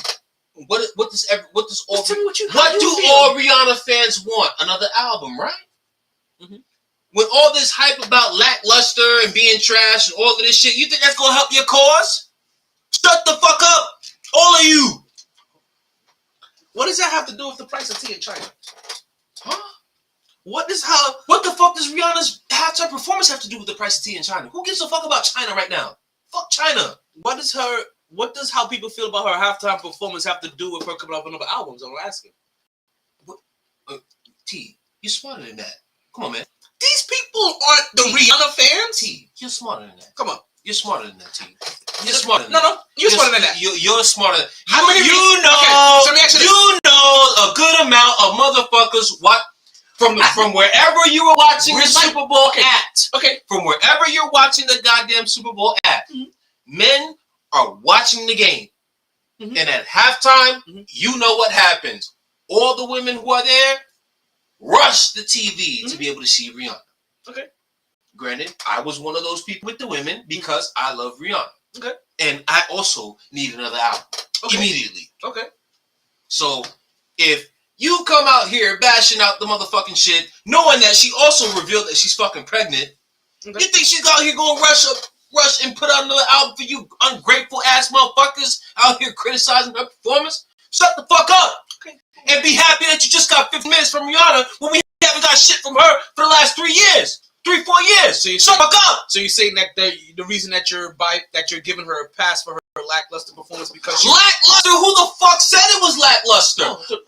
I don't care what Nat said. Nat is 1 in a billion people. So you asked me about the people where I was from. So you also should know this as well. I'm asking you this: how many of her fans have said this was a bad performance? This is one of the first people that I've heard. Natalie's not a fan of her. So if Natalie's a fan, whatever with her opinion. Then exactly. So why would Rihanna be worried about how people feel about her performance at halftime to do with coming up with another album when none of her fans are complaining about her performance? Her fans equals more viewership, more ears, more listening. The haters, who gives a fuck about these hoes? Okay, exactly. So what did this performance have to do with her coming out with another album? That's what I'm asking. It has everything. Because how? If the people the fans don't matter, how many motherfucking people come out, perform with the Super Bowl, and also have music following afterwards? I don't know. Literally everybody who's went out there and performed for the Super Bowl also has music following up afterwards. Have times where they literally debut new songs. Why are you clapping in my ear? Don't do that shit.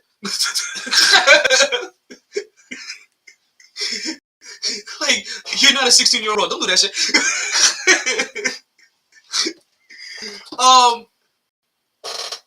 You're kind of contradicting yourself, but how am I contradicting? Shut the fuck up. Carry on with the next topic. But as you can see, there's a mixed view out there. But again, I haven't heard one of her fans complain about the performance. I've heard people that may enjoy her music, not really part of what's Rihanna's clique called? Damn it, I forgot I heard it the other day. It's the Beehive, just like Beyonce. It's not the Beehive. No, it's not.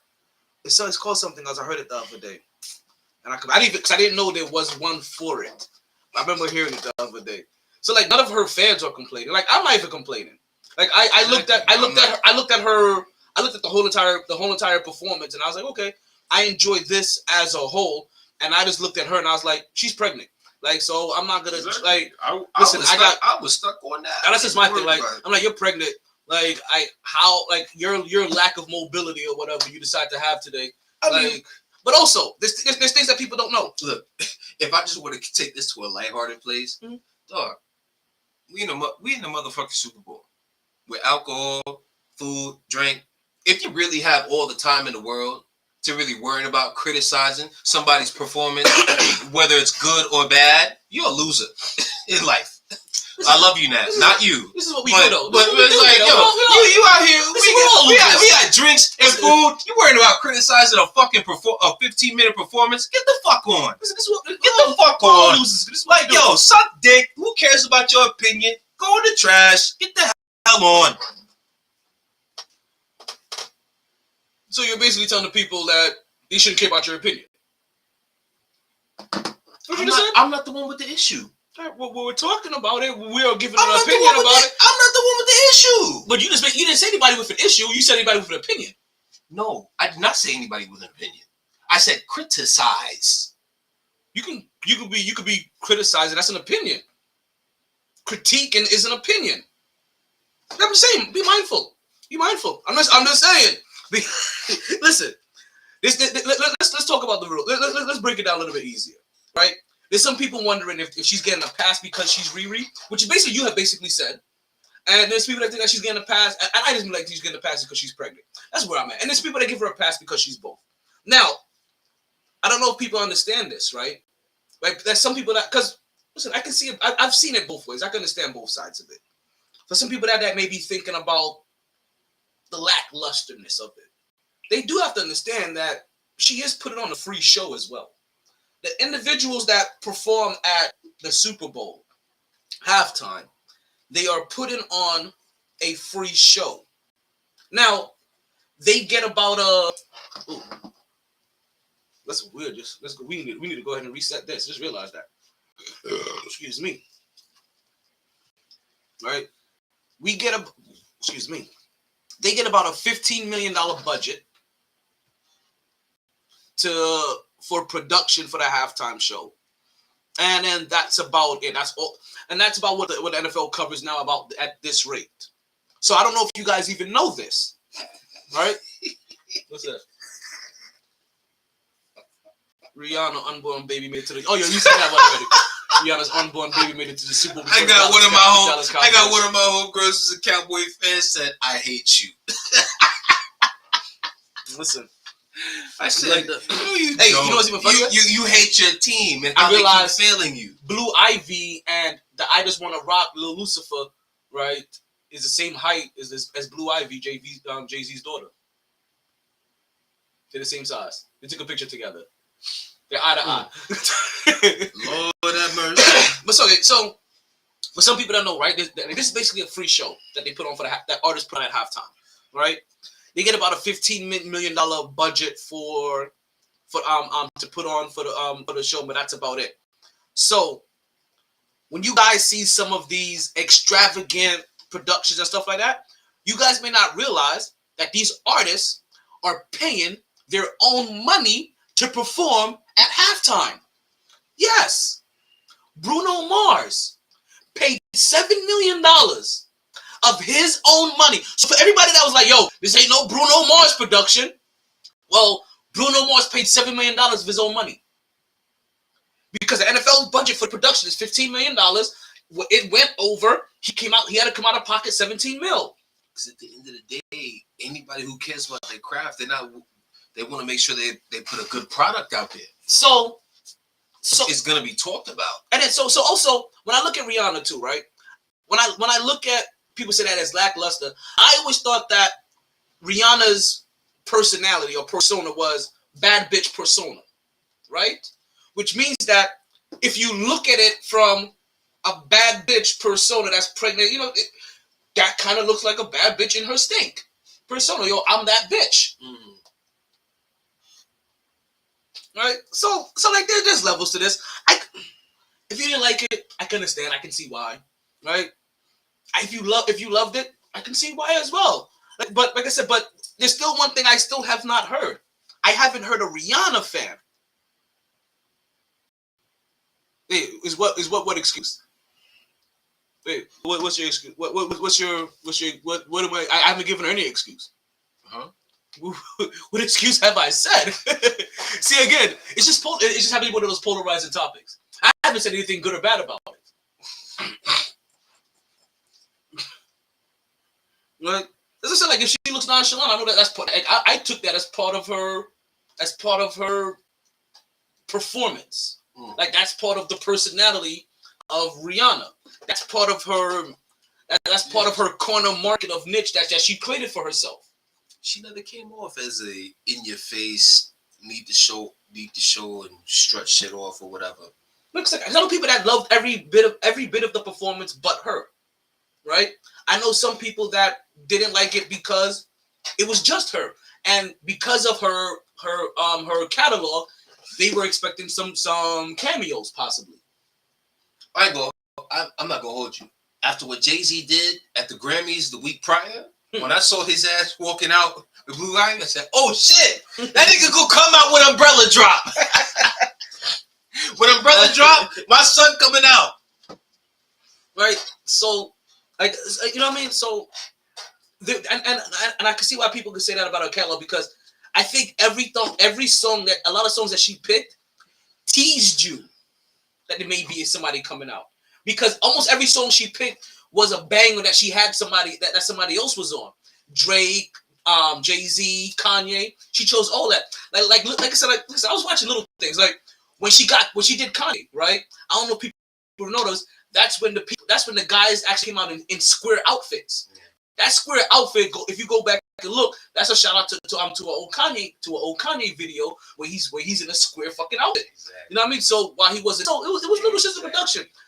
And with all due respect, anybody who really want to complain about Rihanna's performance, if you really have an issue with it, let's go back and bring out The Who again for Super Bowl performances. No, if it's also, really that much of a problem. But also remember this, right? You have to understand. We'll go bring out the corny ass white country singers and whatnot, but that's so unfair. Everybody can be happy. But that's unfair because they're not comparing Rihanna to them. They're comparing Rihanna to Rihanna. They're saying this is low for you, from what we are expecting from you. Like, this doesn't care about. This isn't about Beyonce. This isn't about when Future did it. This isn't about when Prince did it. This is about expectations from you of what you've done in the past. So, I love that stuff. I love all those expectations. I just want women to keep that same energy because, you know, they always talk about caring for when an individual is pregnant or has some type of health thing on top of it and whatnot. So it clearly seems like Rihanna's not getting that same type of empathy. All I just want to know is... But it's not just women. No. Don't just put it on women, not women on the only people that didn't like the performance. Women, men, whoever the fuck. Okay then. All I'm saying well, is... you said women. I'm saying is y'all make sure to keep that same energy when we have sympathy for athletes or performers who clearly have some type of health, because everybody criticizing it, same people criticizing it, you step your ass out there on that stage. Clearly she has a punch. So she can't be no less than 4 or 5 months pregnant. Y'all go out there and do that for 15 minutes in front of billions of people and then come holler at me. Until you do that, shut the motherfucker up. I can't give a Shut the motherfucker up. Even with that, I can't give a full pass on because the motherfucker I see what women in the military do while pregnant all the damn time. Okay then. Great. Okay. Tell those same women to go out there on the stage and go perform for 15 minutes. Well, tell Rihanna to go out there and go run 8 miles while pregnant. Okay. So the same way that you're hyped up about that shit because it's difficult, that shit is difficult too. Well, all I'm saying is, but what I'm trying to say is that you put that on you put a lot of onus on this on women. No, because clearly it's not being taken and accounted for. It's clearly not. No, it's not. Because if it is, this shit wouldn't even be fucking talked about right now. The woman came out after basically being incognito for a few years and did that. Oh, hello, here we go. And we have Natalie joining the podcast. Let's see. I just try to get you in here. What is going in? There we go. Here she comes. I'm so upset now. Good. Come get cooked. Yelling, talking some nonsense. I'm now woke up, bitch. Cook bear. Put KJ. Let me look. Yes, come get cooked. Come get cooked, baby. I love you. Come get cooked. I love you too, motherfucker. But you need to shut your goddamn mouth. You need to shut your goddamn mouth in them comments too. Let her talk. You don't let her talk. Let her talk. She's calling in.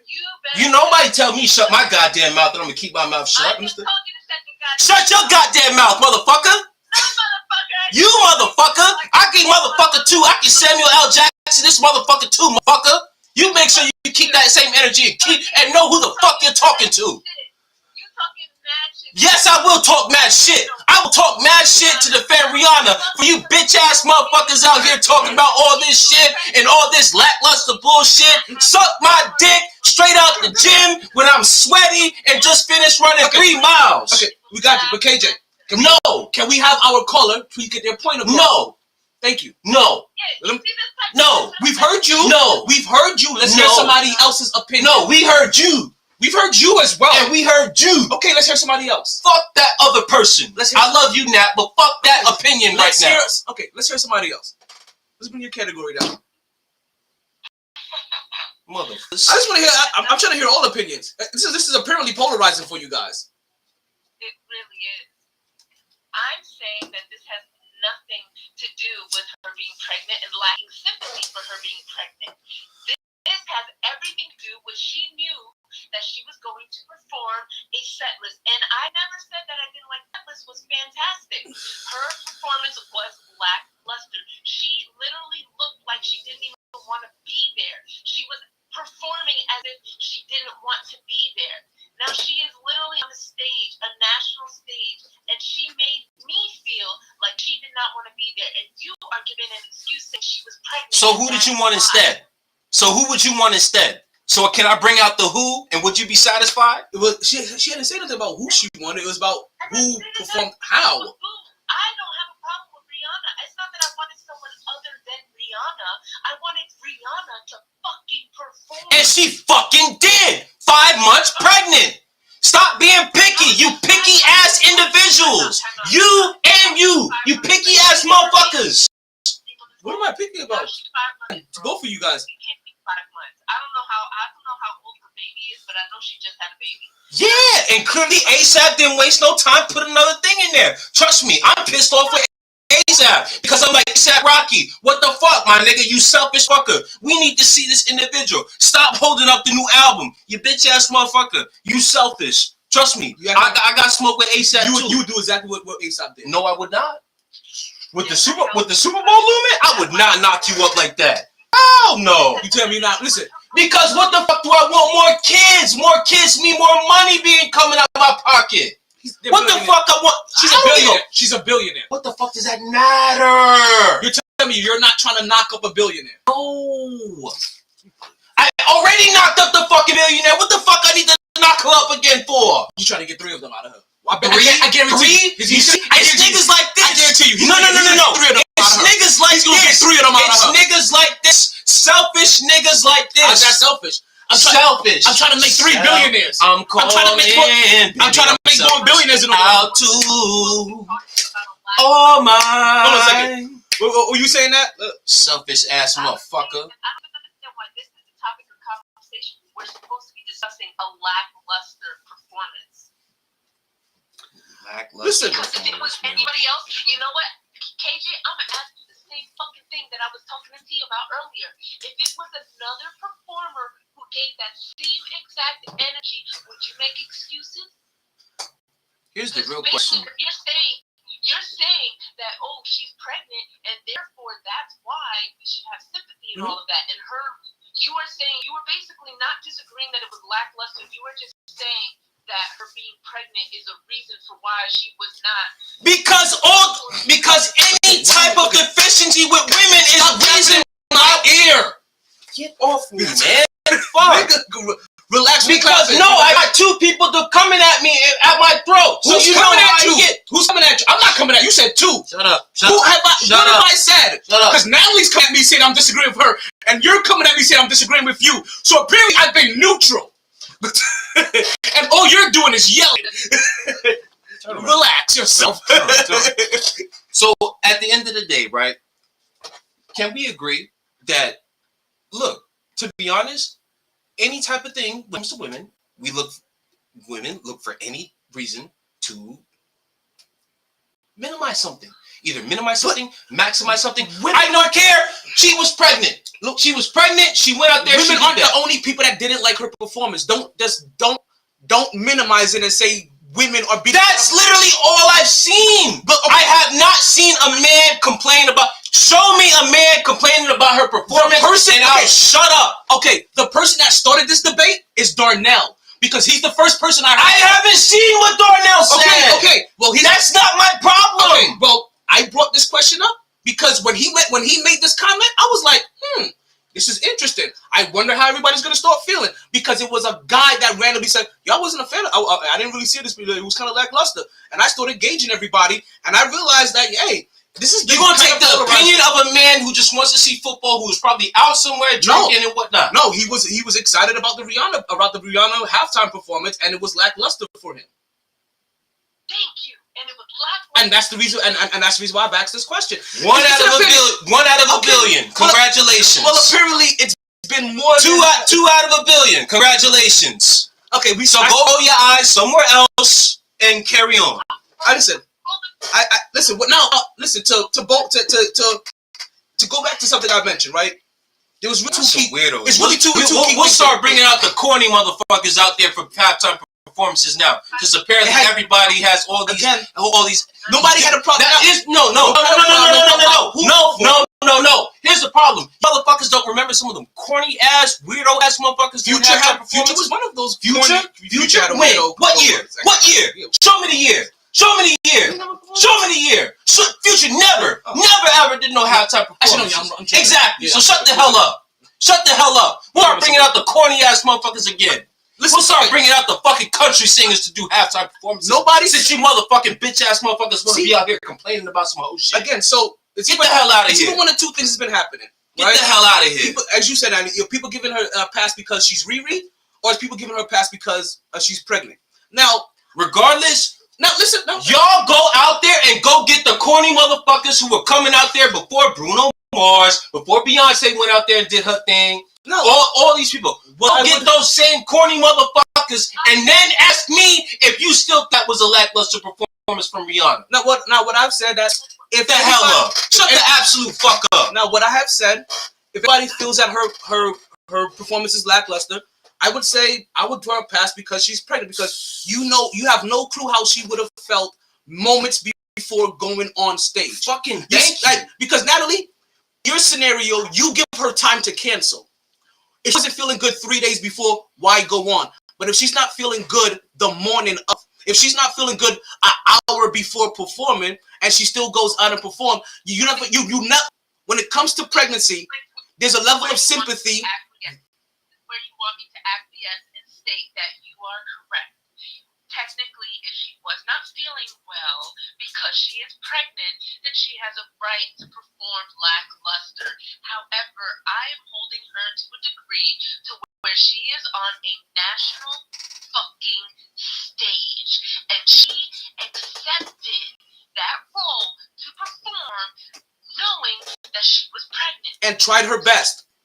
If she, and may not have been feeling I may not have been feeling 100% moments before going on. Cause if you want to say all this shit, listen. If you want to say all this shit after, like, if the NFL came to her to perform the goddamn Super Bowl and she was already pregnant, still agreed to it and whatnot, whatever, have at it. But until anybody can prove that bullshit to me that she was already pregnant with the NFL step to her to perform that shit, then everybody shut the fuck up about it then. Accepted it 3 months after giving birth. How long has she fucking given birth to her being pregnant? Like, do the fucking math. You don't have to be a mathematician, but I can guarantee you that that child is not a year old.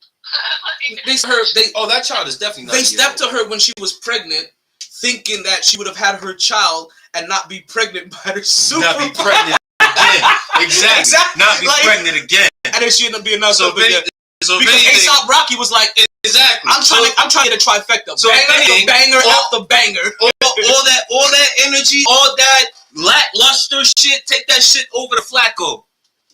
And listen, there was kind of like, I can see why people may think that, but also, hey, I looked at the whole entire production and I enjoyed the whole entire production. Like I didn't have to focus. I didn't have to focus on Rihanna because I was looking for all the little quirks, because I'm this kind of watcher. I'm looking for all of the little quirks. I'm looking for the person on station 12. I'm looking down there at effect number 11. I'm kind of looking all over the place. I'm trying to absorb a little bit of everything. You know what I mean? That's cool. So I'm happy for you. And what I'm gonna do for all you motherfuckers thinking like that, I'm gonna take the motherfucker who was singing the national anthem and tell him to go do the halftime performance, and let's see if y'all have the same energy. Again, you keep going to left. You keep going on left field. Nobody has a problem with who performed. It's how they performed. In the past, we had a problem with who was performing, and we didn't care how they performed. We wanted somebody else. Nobody said, hey, we have a problem with Rihanna. People just thought, hey, Rihanna, we thought you was going to come up with more energy. That's all people were saying. And I've said to them, you know what? You have no clue how she feels before she stepped out of there. And opinions like yours and yours. Opinion like mine. Opinion like yours and yours are going to be why we start having those corny motherfuckers coming right back out there. And wasting our time for that whole 30 minutes. My opinion is that she's pregnant. You guys have no clue how she felt before she came on stage. That's my opinion. Congratulations. What? Next. It's a combination of both. Like, it ain't you and it ain't you. Next. It actually incorporates both logic. Like, listen, I thought she was going to be a little bit more energetic, but I don't know how she was feeling. She's pregnant. I was looking the whole time like, yo, is she pregnant? But then I realized, what you mean is she? You had to be blind to not know she was pregnant straight off rip. I realized she was pregnant before everybody else realized it. Whoever didn't realize, go check your fucking eye doctor. Straight up. I'm telling you, like it was from minute. I'm like, yo, she's either. I was looking at her. I was like, she either hasn't lost her baby weight yet, or she is pregnant again. Somebody said next year's gonna be 3LW. You think I give a fuck about fucking 3L fucking W for the Super Bowl? Like, really? I love Notori. Notori at this point is more famous for her time at Power, not goddamn 3LW. Let's Adrian is more famous for her time on what's that show? The whatever the shit. But she's more famous for that than the fucking Cheetah Girls. So who the fuck cares? Performers from 3LW, and I didn't know. So it goes to show how much. What you mean Raven Simone's group? Raven Simone's Cheetah. Is that what we talking about? Raven's group? Exactly. That's all I care. I love some Raven. I love me some Raven too. Kylie Williams. Who the hell even knows or cares who Kylie Williams is? I'm asking you a question, right? So I was KJ still mad he lost fantasy. Who is this person? Because they can go You suck. know who that is? Because they can go suck. You know who dirty, that is? They can go suck dirty dick too. Go suck Magic Johnson's dick. You cunt. You see how disrespectful this kid is? Yo, get the air. He's not allowed to drink anymore. We don't know how to act. No, I will talk. See, this is the problem. There's a reason why I typically stay calm and whatnot, because when I actually get to talking, I get real disrespectful. It could be my own family, and I will violate them. I wouldn't give a fuck. That's why I make sure my hands is tight. So if anybody even want to try me, I can put you the fuck down, you fucking cunt. Okay. Exactly. Chris knows what. That's why you was stuttering in and out with that boo-boo ass connection. Okay. Shitty connection. Go update your Wi-Fi. Let's see if we can bring this down a little. All right. Did you know there was a couple of games? That in and out ass Wi-Fi sounded like 1999 over there. Man, you about to be in a chokehold. Stop playing with me. You know, if you keep talking about that, you don't just keep yelling and talking over that. They can't hear her. Put you in a chokehold and throw you over in the water. Like all you're doing right now, you're just talking over everybody. You can't hear her. I love you, Nat. No, we fighting now. Next time I Next time, also calling through like the podbean line. Exactly. I told you to ask the calling through podbean to be heard, but you want to get in here over Instagram because your feelings was hurt. Or calling through the restream line, so that you could be heard properly. Versus, I mean, while I do accept calls through Instagram and through my phone line, people, if you fat cunt, stop here talking about a problem, yo. Okay, well, for anybody that would like to call in, right? Normally clapping with his hair looking like a proud aunt. If you would like to get your best connection, you man, call it through Podbean. When I get you, I could try to get people on how to call into the damn line. When I get you to do 1 mile on the treadmill, that'll be the biggest celebration of all time. I don't know. He's in his feels today. So, if you guys would like to call into the line and get cussed out by KJ, come get work today. The best way for you to be heard, right, is not to use my phone line or not to use Instagram, even though I will take your calls through there, right? The best way is to call in Podbean, or if you have the back channel through the Restream, that you call in through the Restream app as well. It is past my bedtime. I just had to hop on because I got really irate with this whole nonsense about Rihanna. Yeah, you just got cooked. I didn't even talk about Rihanna until you came on. You got cooked. Go to bed. I'll call you tomorrow. I don't think anybody got cooked. I'll call you tomorrow. You just yelled and talked the loudest. I'll call you tomorrow. I'll call you tomorrow, Nat, to apologize. But I love you. He said he would only impregnate Rihanna once. Like, I'm sorry, I'm trying to get 3 babies out of her. You tripping? That's $3 billion. Can you at least let her through the fucking Super Bowl performance, man? Nah, fuck that. I want my 3 babies. Fuck that. I want $3 billion. I worry about my legacy. I worry about my family's legacy. All I know is her performance is also attached to you. So, And listen, I thought her performance was great. I thought the overall performance was great. No, I'm just mad that your ass can't make it 1 mile on the treadmill. That's not what you mad about. I ain't gonna lie. I would have to have the paddle for that motherfucker. I have to hit him in his back. Like, so, bitch, keep going. Did you know that? Bitch, keep going. Did you know that? Don't stop. I don't know why you. Oh, you can't get it. Let me try to get you in here, chill, Will. Did you know there was a couple of NBA games on yesterday? No. Super Bowl. The fuck I care about NBA on Super Bowl? That's almost the same thing I thought. I was like, I know the Celtics bust the Grizzlies ass who keep talking that hot shit and whatnot. I ain't gonna lie, Ja, I love you, but you need to shut the fuck up and go handle your fucking business, Ja Morant. things are looking rough for them. They need to go handle their fucking business. They talk a lot for a team that haven't won shit. But yo, so we were sitting there. I think it was probably like around the And third. Fluffy, shut the fuck up. It may have been sometime in the second half.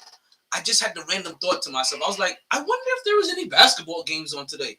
And then that's when like Darnell and them were like, if they did, it had to be earlier. Yeah, I as fuck. checked on the NBA app real quick. Yeah, by 5 o'clock. And them I games looked. done. I was like, oh yeah, both games. I said they had 2 games. Yeah, and they're by both 5. over. Yeah, by 5 p.m. them games over. Real quick, yeah, Memphis got their ass bust by Boston. They were Without Jaylen Brown, Tatum shot like shit.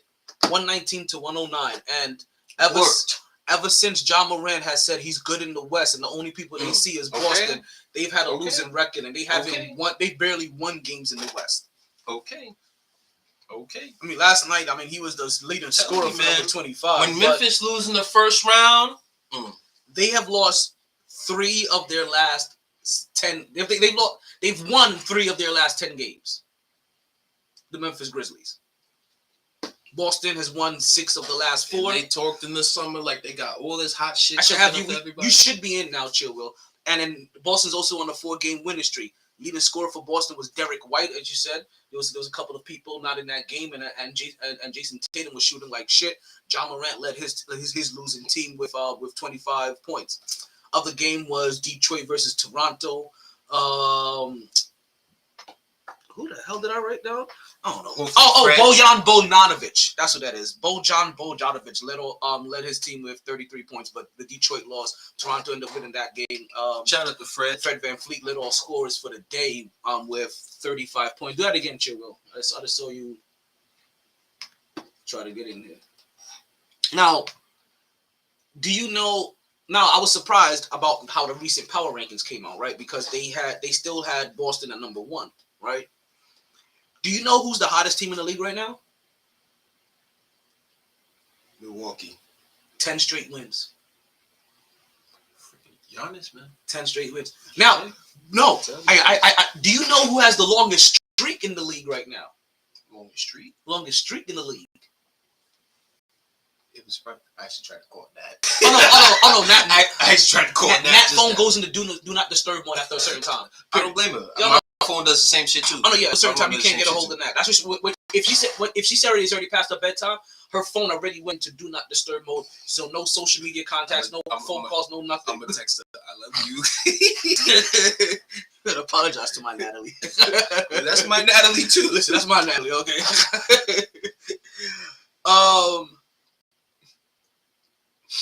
The team that's streaking the most is the San Antonio Spurs. Really? Yes. A 12-game losing streak.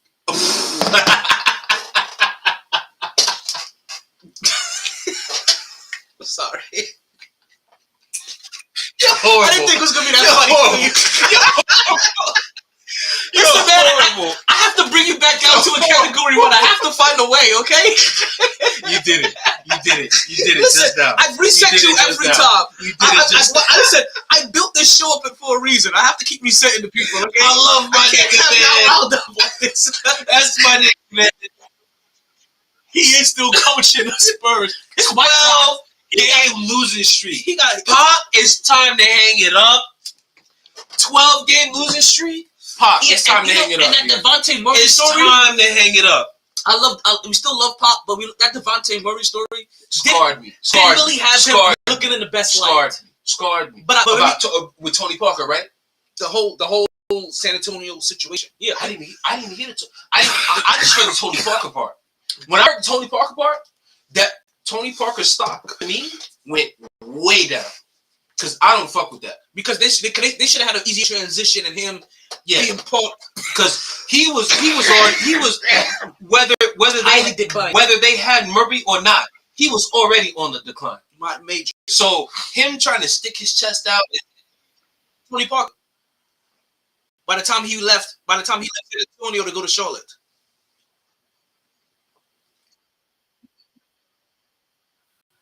We're talking about DeJounte Murray when he But came no, in no, there. he said, he said that Tony Parker's stock went down to him. That's what you said, right? Yeah. Tony Parker's stock went way in terms of me, like viewing how I view him as a player. After like, hearing the Devontae Murray like story. you went out like a loser. You went out like a bum. I'm Of sorry. Devontae Murray, of Tony Parker not wanting to be his vet and like be a mentor to him. You know what I mean? I fuck And with having Tony an issue with him getting that playing time and stuff. Which That said, fuck off. Love you too. listen, I just wanted that to be heard, man. You just over here hooping and I don't hollering. give a damn. Sound I'm not like here. Yosemite I Sam. wouldn't hear that corny shit. Right. Cool. So let's get into the corny shit that everybody does want to hear about when it comes to the Super Bowl. The commercials. Right? Oh damn! Now you want to get? Now you trying to see? Now this is you. That's you trying to set me all the way back up top again. That's you. Them commercials was ass. Them commercials was butt, booty, ass. I'm just talking about the polarizing touch. All right. Chill, see? We didn't get a chance to hear Chill Will's opinion. Go with that Chill bullshit. Will. I would like to hear your opinion about Rihanna's halftime show. Horrible. What? Okay, so what didn't you think about it?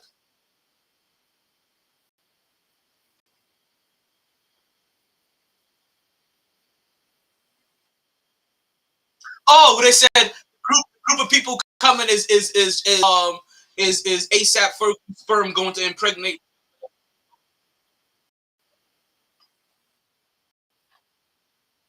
I thought they're talking about the white guy, the guys coming out in the white square jackets. I thought that was a shout out to Kanye in that song. Because Kanye wears square outfits and has a video of him in a square outfit. So what didn't you like? Did you like her? How did you feel about the production and everything else? Like, was it her performance? Was it the production? Was it the stage?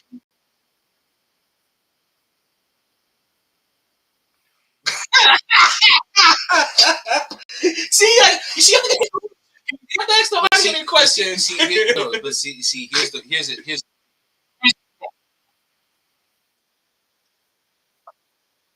his thing.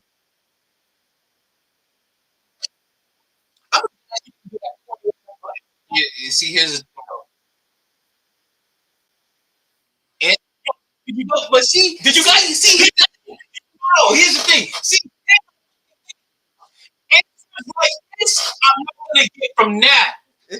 Answers like this, real men answers, I'm gonna get from Chill Will. So I can respect this. I can respect this from Chill Will. Everybody for something different. Now he's Chill Will. Yo, I'm just trying to see some ass. Like you saw what said, I'm just trying to see you. You saw her smell herself on stage. She was like, oh yeah, she "Oh, that's me." She wanted to smell if she had good pussy or whatnot. Clearly, bitch, you have good pussy because ASAP done put 2 kids in you within a year span. Exactly. So like that's good. See, that's a fact. That is a fact. She does have more money than that nigga. I don't know about that. I think because solo. And then plus, she So and her line, yeah, Fenty, that shit's going Puffy crazy. Puffy falls in and out of billionaire status. So, Puffy, so Fenty, Fenty, that makeup thing. Fenty, yeah, Fenty, Fenti, Fenty, Wow. not Fendi. No, not Fendi, not Fendi. Fendi is somebody else. Fenty. Fenty. With a T, It's and not a D. It's a makeup line. It's a makeup line. But it's not a makeup line. It's a lingerie line that I know. That makeup, lingerie, all of it. I know that shit is a lingerie for male and women. That thing going crazy. I gotta go. You gotta go. I gotta set up Valentine's Day at the house before wifey get home. Well, the Valentine's Day is tomorrow. Nigga, I'm trying to get sex tonight and then also get sex tomorrow. So I'm gonna set up shit 2 days in a row. Okay. Oh man. Don't forget your shit. My nigga. You know I love you. Chill Will. You know I love you. Listen, Chill. listen on Restreaming the Chill. Club. I love you, Chill. I love you, Chill. Don't do me like that, Chill Will. Don't do me like that. Don't do me like that. Chill. Don't do me like that. It's the same, and it's the same. Hey, you know, no. See now we're not doing that. You're not gonna be disrespectful to my lady on the pod. No. You said this. You said you're not gonna be disrespectful to my lady on the pod. We're not doing that. Okay. We're not doing that. We're not being disrespectful. Cut the cameras and tell me that shit off air and whatnot. Then I can laugh. But come on, be on the pod. Same old. T. The reason we're leaving early. T. Come on, T. Come on, man. Okay, if you're a fan, my bad. I'm sorry. Come on, man. Come on. Come on. You wouldn't fuck with that if that was one of your. Come on, man. It's a joke. I know it's a joke, but on the fucking pod, B. Come on, B. They know it's a joke. You've been here before. B, but you know that ain't right, B. Come on, B. You know you my nigga. But come on, B. Come on. Don't do your boy like that, B. Come on. This nigga is. So I'm talking about the same old boy. But hey. I mean, this. Yeah, I mean, you're the same person you have been with since like 1989. Like, god damn. Like, I mean, I know it's Valentine's Day, but like, how much different is it gonna get? Like, shit. Don't do me like that, B. I ain't gonna lie. You know what I mean? Like, Not for nothing. That's why you have to start doing all the extra shit. Hey, them juices flowing from like shit. You feel like it's a goddamn turkey. Like I gotta defrost this motherfucker. Like I hate you. I hate all you niggas. I love you niggas, man. I love you niggas. Chill, Will.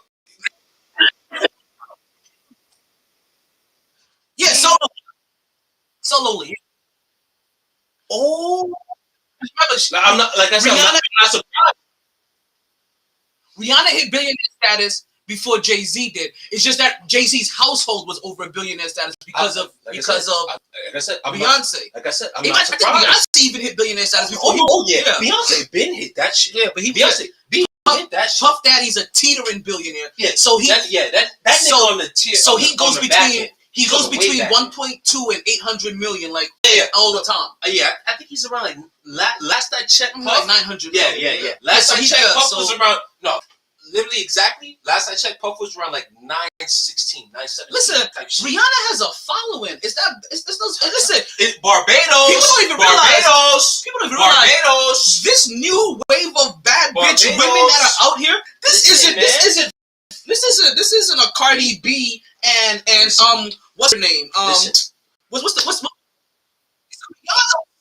Listen, I'm only getting serious right here because I have about 24 women for a fact on my social media.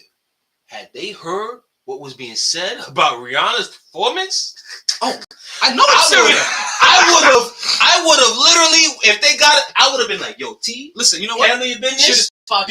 Should a podcast with them. It should be up tomorrow. Should a podcast with them. Lord, should a podcast with them. Listen, that's what you're supposed to do. I know bitches who will flat out defend Rihanna as if it's their whole fucking family. No, listen, I'd have been like, that was one of the things I talked about. People defend Rihanna because it was just Rihanna, and there's people that defend Rihanna because she's pregnant. Let me tell you right now. I'm like, listen. If anybody had an issue with her, I look at it like, you know what? I didn't have an issue with her performance. I'm just glad it was me. Listen, because I know for a fact I know four off the top of my head. Right now, had they heard that shit? Oh. If I talk prop bets next, would you be listening in the car? No. Love you though.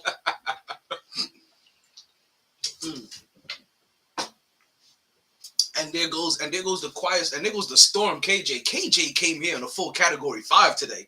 Like, yo, he may have went Super Saiyan with this one. This is a whole new level.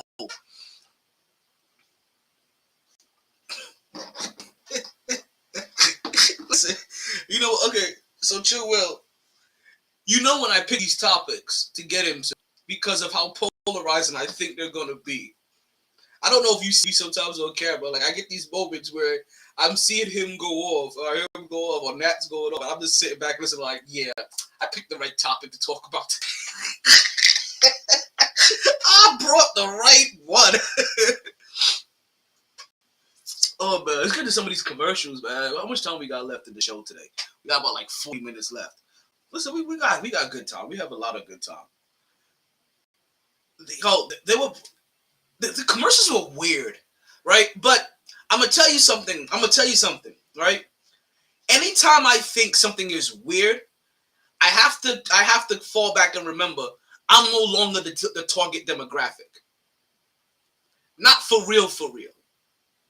You know what I mean? Like, as far as the NFL's concerned about purchasing power, we are the target demographic. But to try to get the new wave of shit, right? The new loyal customer, we're not the target demographic. You know what I mean? So me thinking that they're weird made mean that they're over my head for target demographic. This may have the stream of commercials may have made like a wave of them may have made sense to a whole bunch of different people. It wasn't listen, a lot of, but there was some of them I liked. I can't say I all of them were weird, but they just took, listen, honestly, they took weird turns down the rabbit hole. And maybe they were successful enough. Because that Tubi commercial, right, with the whole rabbit hole, with this, them throwing people down the rabbit hole, I honestly thought that was a YouTube commercial. And when they said it was a Tubi, I was like, okay. I kind of understand now. I kind of understand. Like, yo, so to me, I think there was like three really, really memorable commercials that stood out to me. And probably more than three. Because I had to put a little bit more down here, but the three that really caused me to action, right? That made me do something for no odd reason. And I think the first one was the QR code one, right? There was just some random QR code they had on it that said "scan me" for blah, blah, blah. And I would go, like, by the time like they convinced me to scan them, it was too late. By the time I got my phone out, it was too late. And I was like, I just missed it. Listen, it's probably for the best. Who's trying to join?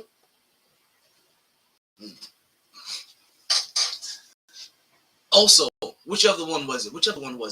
Then there was the NBA Today one that was promoting the app for the NBA game. That one I was like, also because I'm an NBA junkie. I'm just a basketball junkie. Like, I like basketball and I like games, right? So in both scenarios, I was like, hey, yo, let me go ahead and download this game. I missed the first. I missed whatever came up the first time. Let me go ahead and see this one. And then the other one is the one that I think we all fell for, right? Again, Tubi in their commercial. So I think Tubi may have won the night. Yeah, I think Tubi may have won the night because Tubi and Netflix, right? I feel like Netflix subliminally had their logo flashing in front of my face all evening, right? But Tubi definitely left the most memorable commercial because that one commercial where suddenly it switched over and it started clicking through. Like, you understand? When that happened, I had just sat down.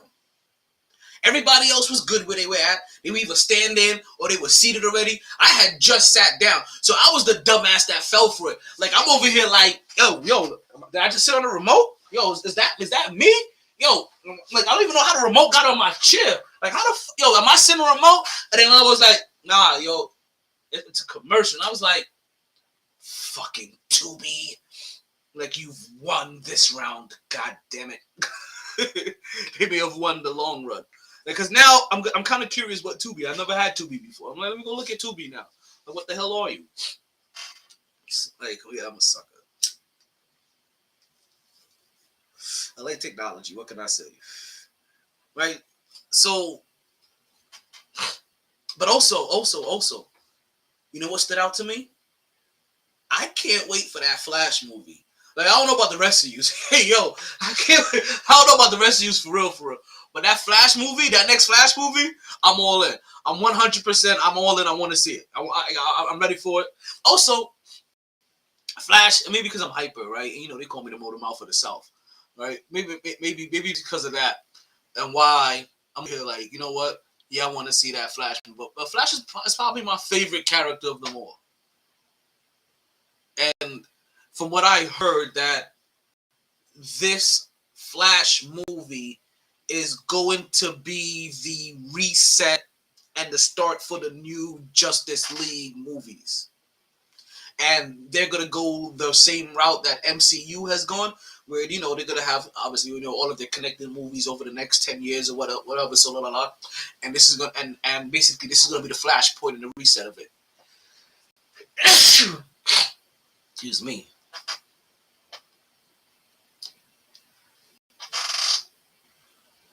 Now, the one of the weird ones, actually I couldn't call it weird. It just made me laugh. Was that Will for Real one? Like the Will for Real and the and with the EV drinks. I'm like, yo, because I said, I guess a lot of these commercials haven't been like, what the hell are they talking about? But also, I guess that's what the Super Bowl commercials are about. Is who can come up with the weirdest and most memorable cliffhanger. Because that's what everybody's competing for, to try to get us to remember them. But yo, Tubi tried. Like, not only Tubi tried, Tubi was all over the place. But also, I don't know if you guys noticed that on a couple of commercials, they also would have the Netflix logo on it as well. So it made me start wondering if Netflix or splitting, like, it's like, yo, if we are able to put, and because it had nothing to do with Netflix. I think it was like a Netflix, I think it was like the truck commercial, right? Right? But what's that? What was the truck commercial? Yeah, I think it was the EV truck commercial. I think I noticed it with Will for Real. And in that commercial at the end, they have a Netflix logo. And I'm like, what the fuck does Netflix have to do with a goddamn EV truck? But I'm like, okay.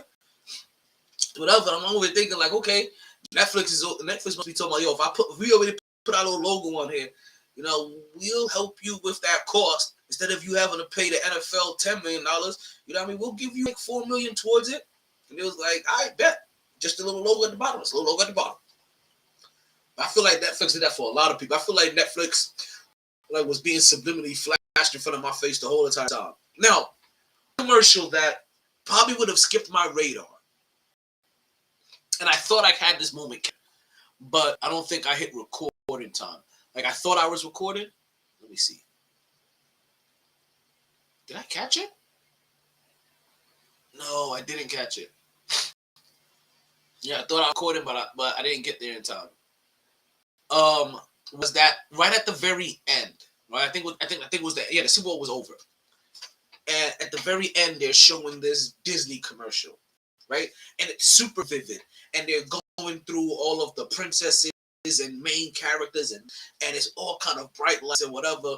And my homeboy's daughter was like, all of a sudden, she got up from her seat and she literally walked in front of the TV and was just standing in front of it, like, with her jaw dropped, completely eyes bright, gaping, looking at the screen like, wow. And like I said, that commercial probably would have normally not even been on my radar, but seeing how the little one responded to that, yeah, and I don't think a lot of them saw it, right? I was able to catch it. That memory now is completely burned and embedded. Like, that moment is completely burned and embedded into my memory. So yeah, that was kind of special. Let's switch gears, right? Like, yo, Chill Will, how you felt about these commercials? How do you like them? You still there? See if we can get Chill Will's opinion in here. Let's see if we can get him talking. Don't forget, I want to hear everybody's opinion. So guys, if you can hear me, right, go ahead and let me know. Like, if you'd like to call into the show. If you want to drop me some comments, We'd like to hear you guys out. Let me know how you felt about the Super Bowl halftime. Let me know what commercials you like. What commercials stood out to you? Like, which one did you find funny?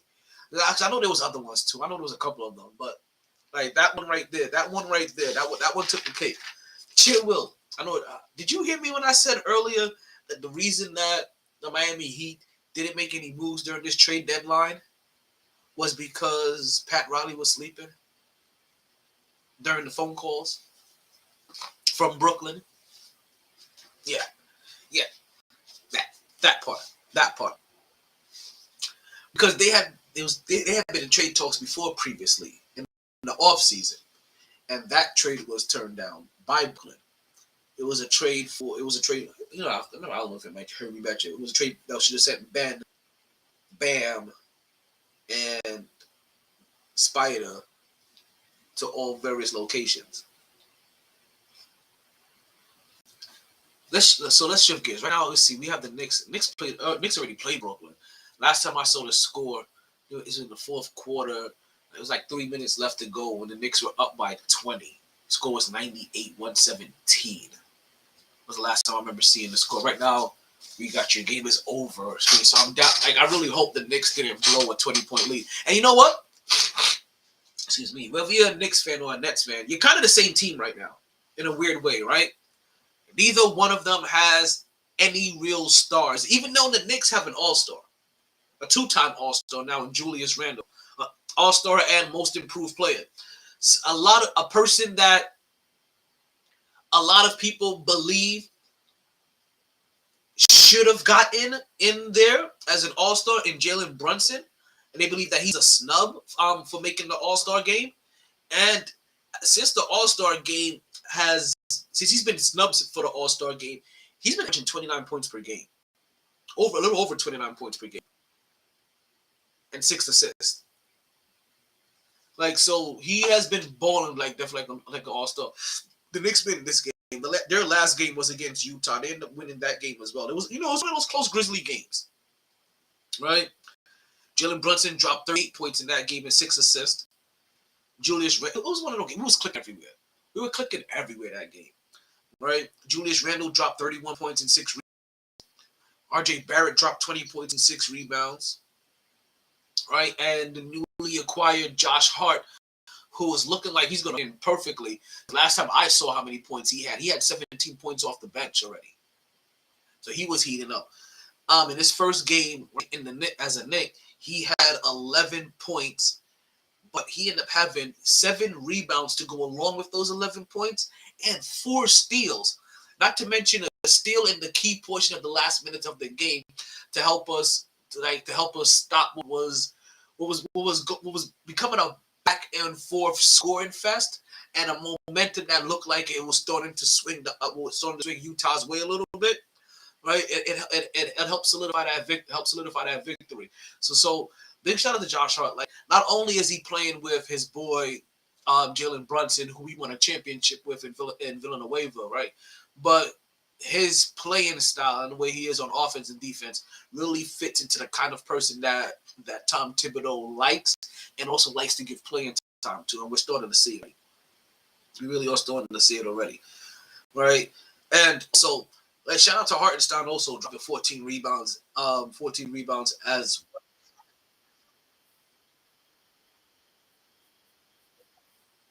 who? Josh Hart? Is he?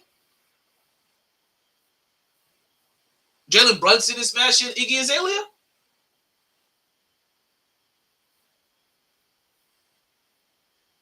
Ooh. Oh, that hug.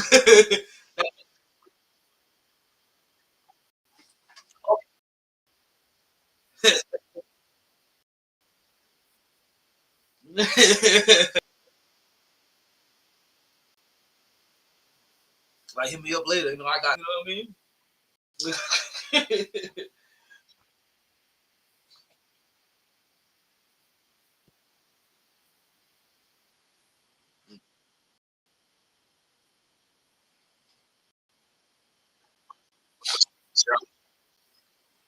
I can understand. Hey, listen, listen. I think all of us human beings are like that. There's a lot of people that we won't deal with, but we'll smash, like men and women alike. Like, I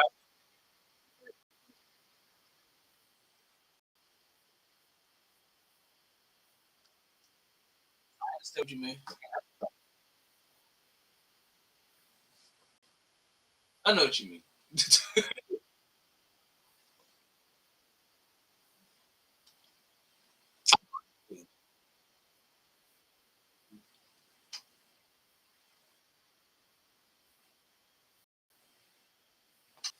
How you feel? What's that? Oh, you talking about? Oh, you talking about? Oh, listen, I'm finding out. I think I don't know why. I think we're gonna have a rivalry that's gonna start between the Knicks and the Cavs because of Donovan. Just I'm gonna tell you why. Because Knicks fans are weirdos, and just because Donovan Mitchell went to Cleveland, like there's a little extra oomph every time we play you guys, like from the crowd, like the buzz wise, and that shit sometimes leaks into the place. And I think because we keep beating you guys, like I'm telling you, watch, Knicks fans are gonna start getting a little too abrasive with it, and we're gonna end up playing y'all in the first round, thinking we could beat y'all, and you're gonna end up giving us a gentleman sweep. Like it's gonna be that weird old shit, and then next you know, the rivalry will be solidified, and the Knicks fans will definitely be butthurt. But yeah, we got a mid-level team. Like our team isn't. We have like even though we have an all-star, yeah, I don't think people still look at the talent of Julius Randle. Like Julius Randle still isn't talk. I like if you look at like let's put it this way. I guess the easiest way to say this is if I give you the teams that we're better than, there's individuals on that team that you will look at and be like, yo, I think that the most talented person on that team is more talented than the most talented person on the Knicks team. Like Charlotte. Would you say that Lonzo Ball is more talented than any person that the Knicks have? See? Then there's also Chicago as well that the Knicks are better than. Same thing, right?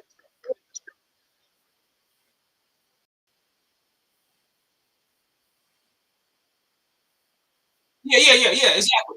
Yeah, that's it. That's it. Then there's also who did I say? Chicago as well, right? Yep.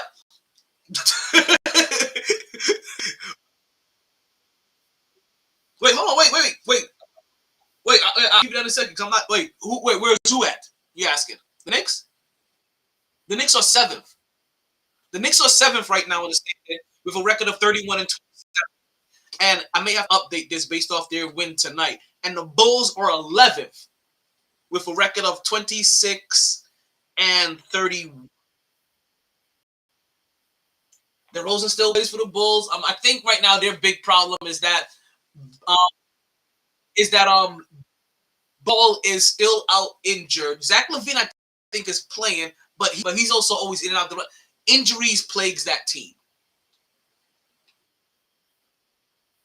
Not DeRozan, but Ball is hurt, and I think if I'm not mistaken, LaVine is nursing an injury or coming back from an injury where he's still not fully LaVine, but that's kind of always LaVine's case. Wait,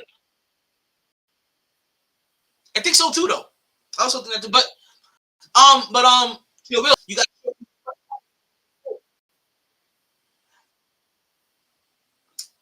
listen. Listen, it's my delusion. It's my delusion as a Knicks fan. I could be delusional. How you do, Shorty V? Oh, well, listen. This is where we're getting with this, right? Becoming, I said this specifically, so I'm building. I'm taking you somewhere. I'm not done here. I'm not done here. Also, right now, the Knicks are better than Washington, right? And as you can say, like there's the Washington Wizards, Bullets, whatever you want to call it, Wizards. I think they are now.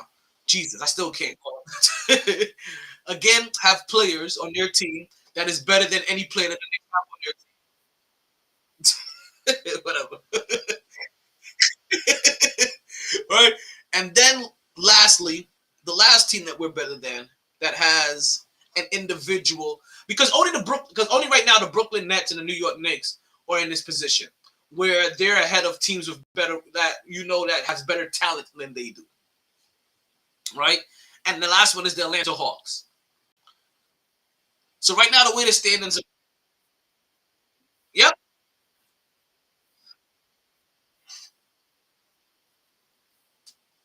Well, right now, probably Knicks and the Brooklyn Nets are probably the two overachieving teams. But the Brooklyn Nets, I can't say they were overachieving because they got that record when they had KD and Kyrie Irving.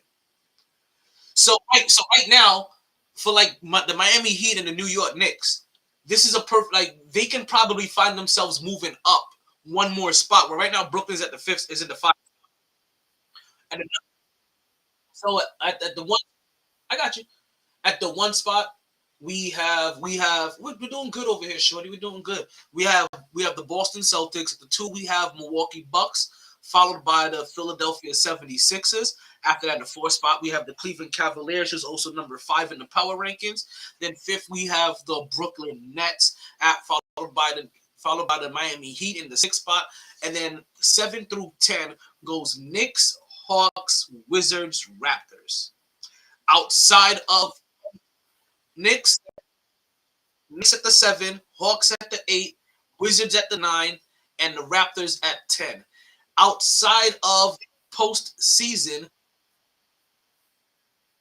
number 2, and the Bucks on a 10-game winning streak right now.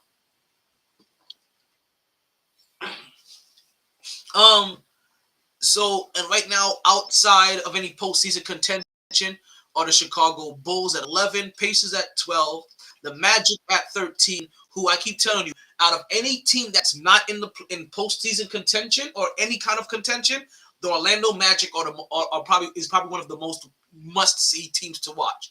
It's just something good about watching them play. You need to go watch that Magic play. They're magical. What can I say? Yes, there's something. Benchero, Cole Anthony, Ball. Like, there's something magical about that team, man. I'm telling you, they're a good watch. I'm just saying they're a good watch. Benchero? Yeah, listen, they're not winning games right now, but they're a good watch. If you're not watching Orlando Magic games, I keep urging everybody, watch. Oh, yeah, let me talk about them too. So, also, like I said, Orlando Magic was 13th. 14th is the Charlotte Hornets, and the last place team in the East is the Detroit Pistons. They just haven't pieced it together yet with their young squad. They're not really regressing. They've been drafted high for a couple of years now. I feel like they've been having high draft picks for the last 3 years. Houston going the same way too. They're the worst team, even though the San Antonio Spurs are on a 13-game losing streak. The Houston Rockets are still the worst team in the league with a record of 13-14 and 13-44.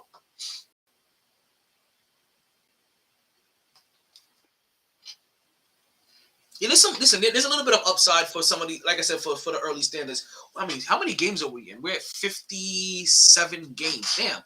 We haven't even had the All-Star break yet. Sheesh. I don't know why I feel like the All-Star break used to come a little sooner. We're like, it's not even halfway through the season anymore. It's like, here goes the All-Star break to gear for the last quarter of the season. Like, seriously, by the time we take the All-Star break, we would have had 60 games played. That's no longer a break in the half. That's a break for the last run. While also all of the stars that are going to be in that run are now playing in an extra. Like, this is weird. I don't know how I feel about this anymore. Like, all of a sudden, the timing just feels kind of weird to me now. Because I'm realizing, like, damn, we are really at game 57. We would have completed 60 games by the time we go into the All-Star break. That's 3/4 of the season.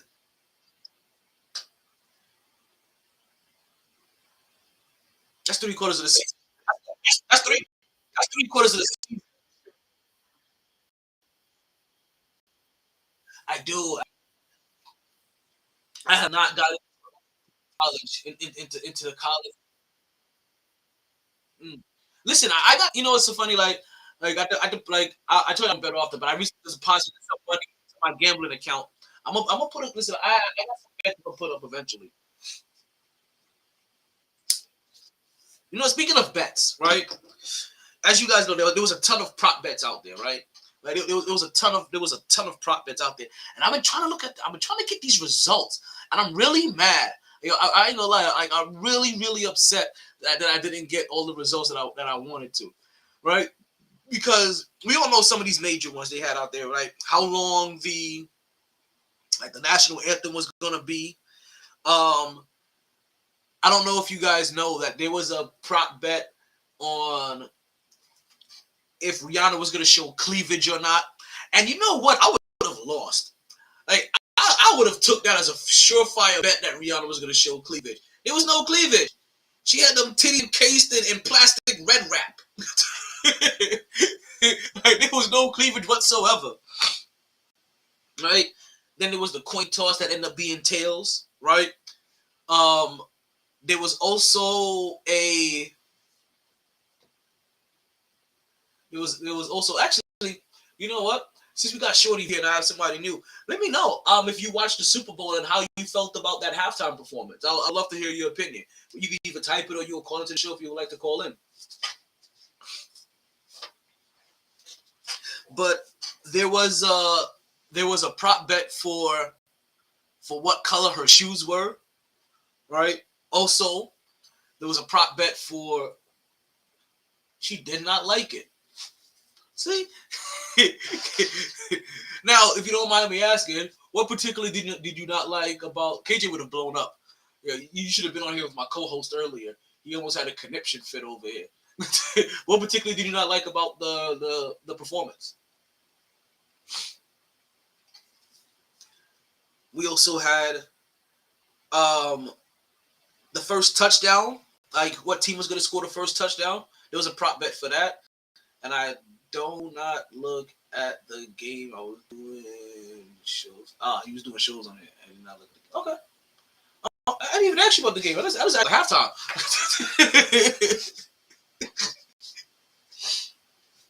I understand you was doing a show on here. I understand that. Listen, show takes priority. Show takes priority. You was doing a show on a Sunday? On a Sunday? On a Sunday evening at that? He's like Sunday. So if you don't mind, like, let people know when can they catch your show? Where's your show at? You asked, did I watch the? Oh no, did I ask if you watched the game? I asked if you watched the halftime. I'm sorry if I said the game. I just meant the halftime. It's actually if you watched the halftime. If you watched the halftime show, did you catch that? Maybe I said game. It could be muscle memory. Okay, like I have a muscle memory tongue issue thing, right? Like things just happen and I don't know what's going on here sometimes. But really, I just cared about if you watched the halftime and how you felt about that, and if you liked it or not, and if you didn't like it, what particularly do you not like? And if you did like it, what do you like?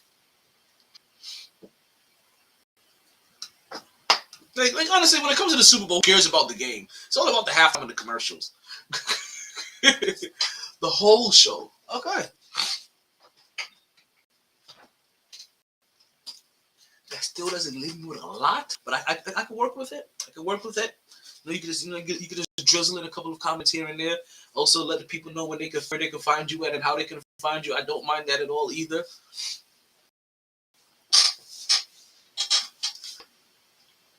Let's see, whatever prop bets were there. First team to score a touchdown, which is the Philadelphia Eagles. Also, the first to score a touchdown, who happened to be Jalen Hurts. Yo, Jalen, see, you can't even be mad at it. Like Jalen Hurts balled out. Like he still balled out. He touchdowns, which is so far the most touchdowns that a quarterback has ever had rushing the football. I honestly thought it was going to be the most rushing touchdowns by individual, or probably tying it in the thing, but somebody probably had 4 somewhere in there. That's what I couldn't think of it. I didn't look it up before the show. Then also there was a prop bet for Rihanna cameos, which I think a lot of people lost on as well. Cameo prop bets for MVP, which went to Patrick Mahomes. I didn't get a chance to see the Gatorade color. I still never got a chance to see the Gatorade color. Of course, there's a prop bet for the Gatorade. Never got a chance to see it. Never got a chance to see it. I was really upset about that. Like, I did not get to see the color of the Gatorade, right? And then also total points scored as well, which we came close to. We were real close.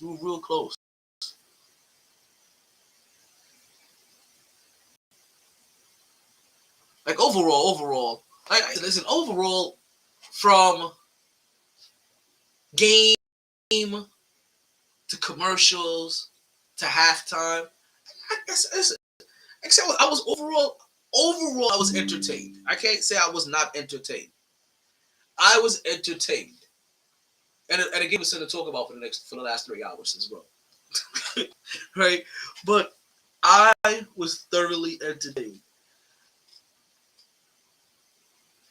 Now I wrote down a note and I have no clue what it is. So we got about 10 minutes left into the show, right? Let's switch gears again. Right? Let's wind back now. I know I've got you guys riled up. You know, because I know a lot of people lost a lot of money on some prop bets. I know a lot of people lost money on some prop bets. I know some people like really thought there was gonna be some cameos. I know some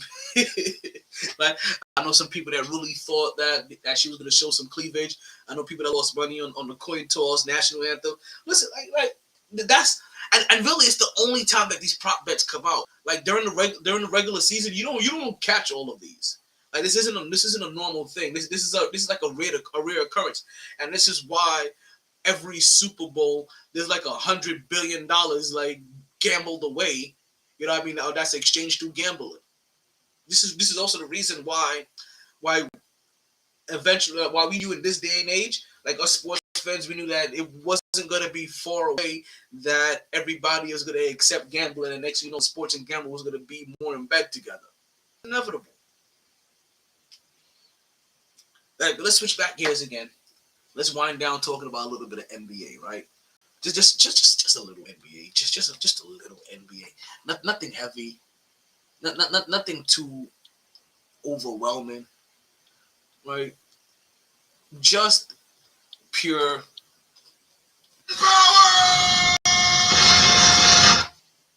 We're gonna talk about some power rankings, right? Let's get direct. Thank you. All right, let's get directly into some power rankings, right?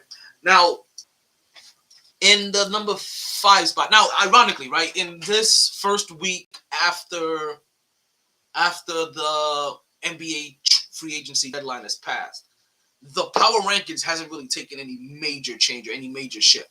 The top 5 teams have basically stayed exactly the same, right? If you remember the power rankings from last week. So coming in at number 5, we got Chill Will's team. Cleveland! This is for you! They'll get sent with a record of, we got Shorty V calling into the show. Oh, I got you, Shorty, my bad. I looked away for a second. You know, there's a lot. I got a lot of working components going on over there. We're gonna get Shorty V. We're gonna get Shorty V in here for the last 10 minutes of the show.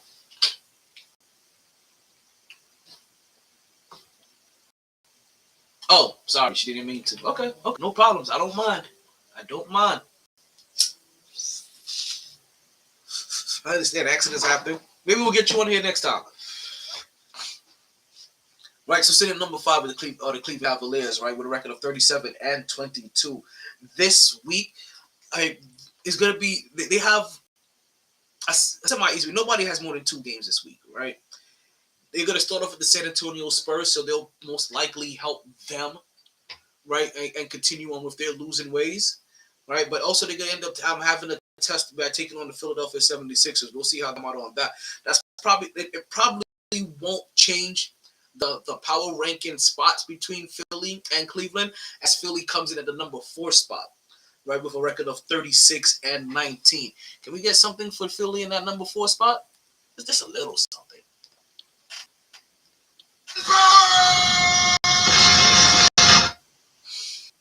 I mean, Philly does need a little pick me up after losing that Super Bowl. A lot of people were rooting for Jalen Hurts. That's just kind of why I had to go the other way with making my picks. Too much public opinion was going for Jalen Hurts. I'm sorry, but when all of the big wigs with slick back hair in Vegas, like their money was on Kansas City, and we see, like, not very often is Vegas wrong. And they picked the winner on this one as well, right? This week, Philadelphia 76 were taking on the Houston Rockets and the Cleveland Cavs. Again, they got one snooze fest where they have an easy game. Houston Rockets, again, are the worst team in the league, but then they'll be tested by Cleveland Cavaliers, and we'll see. I will see which one of these teams come on top as we have a matchup as the of the 4 and 5 teams in the league, right? Well, next up in the number 3 spot, can we get something from Milwaukee? Don't give me that one.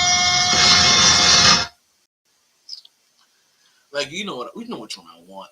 I don't even know why you play with me like that, right? But coming in at number 5, right? Coming in at number 3, right? we have the Milwaukee Bucks and 5 minutes left into the show.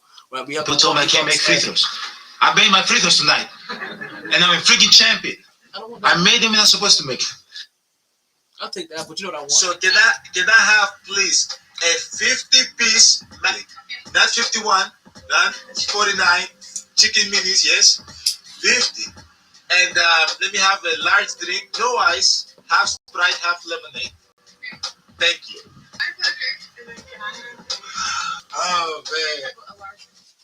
Right, so we have the Milwaukee Bucks coming in at number 3, right? Record at 39-17.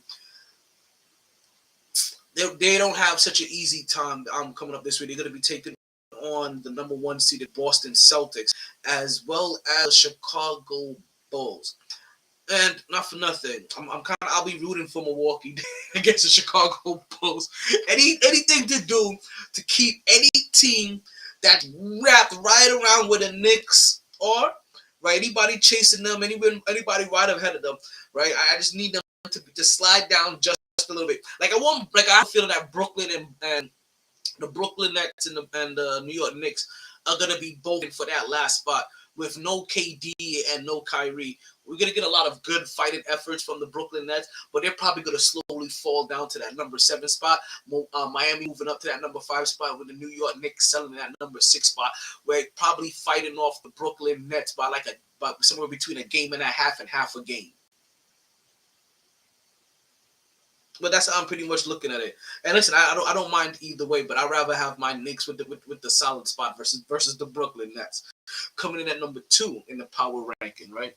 Now, if you want, you can go ahead and drop me that one again, right? I'm just saying, like, if you want. Whatever. I don't like you. So, coming in at number 2 is surprising to me, the Denver Nuggets, right? With a record of 39-18.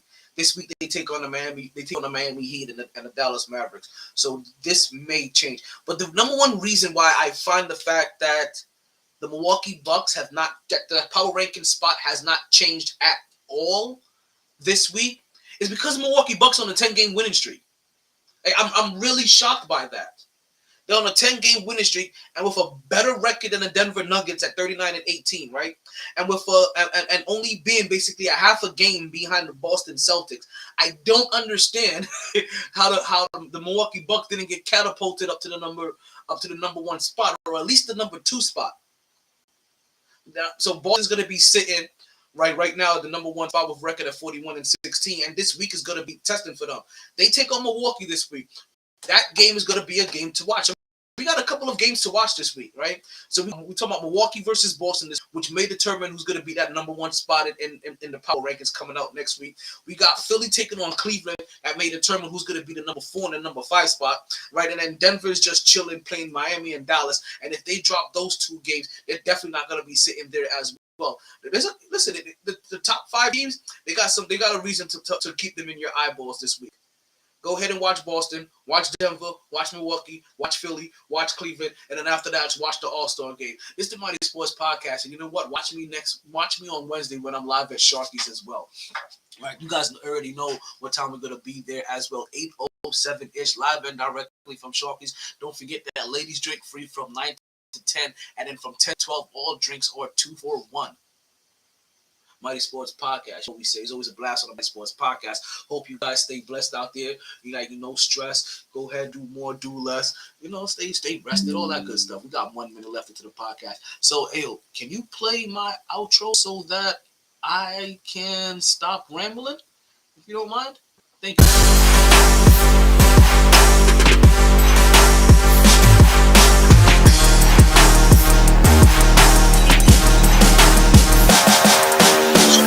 Appreciate you listening.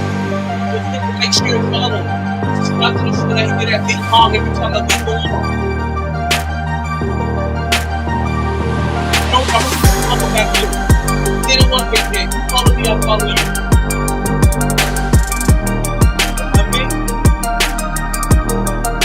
Each one teach one.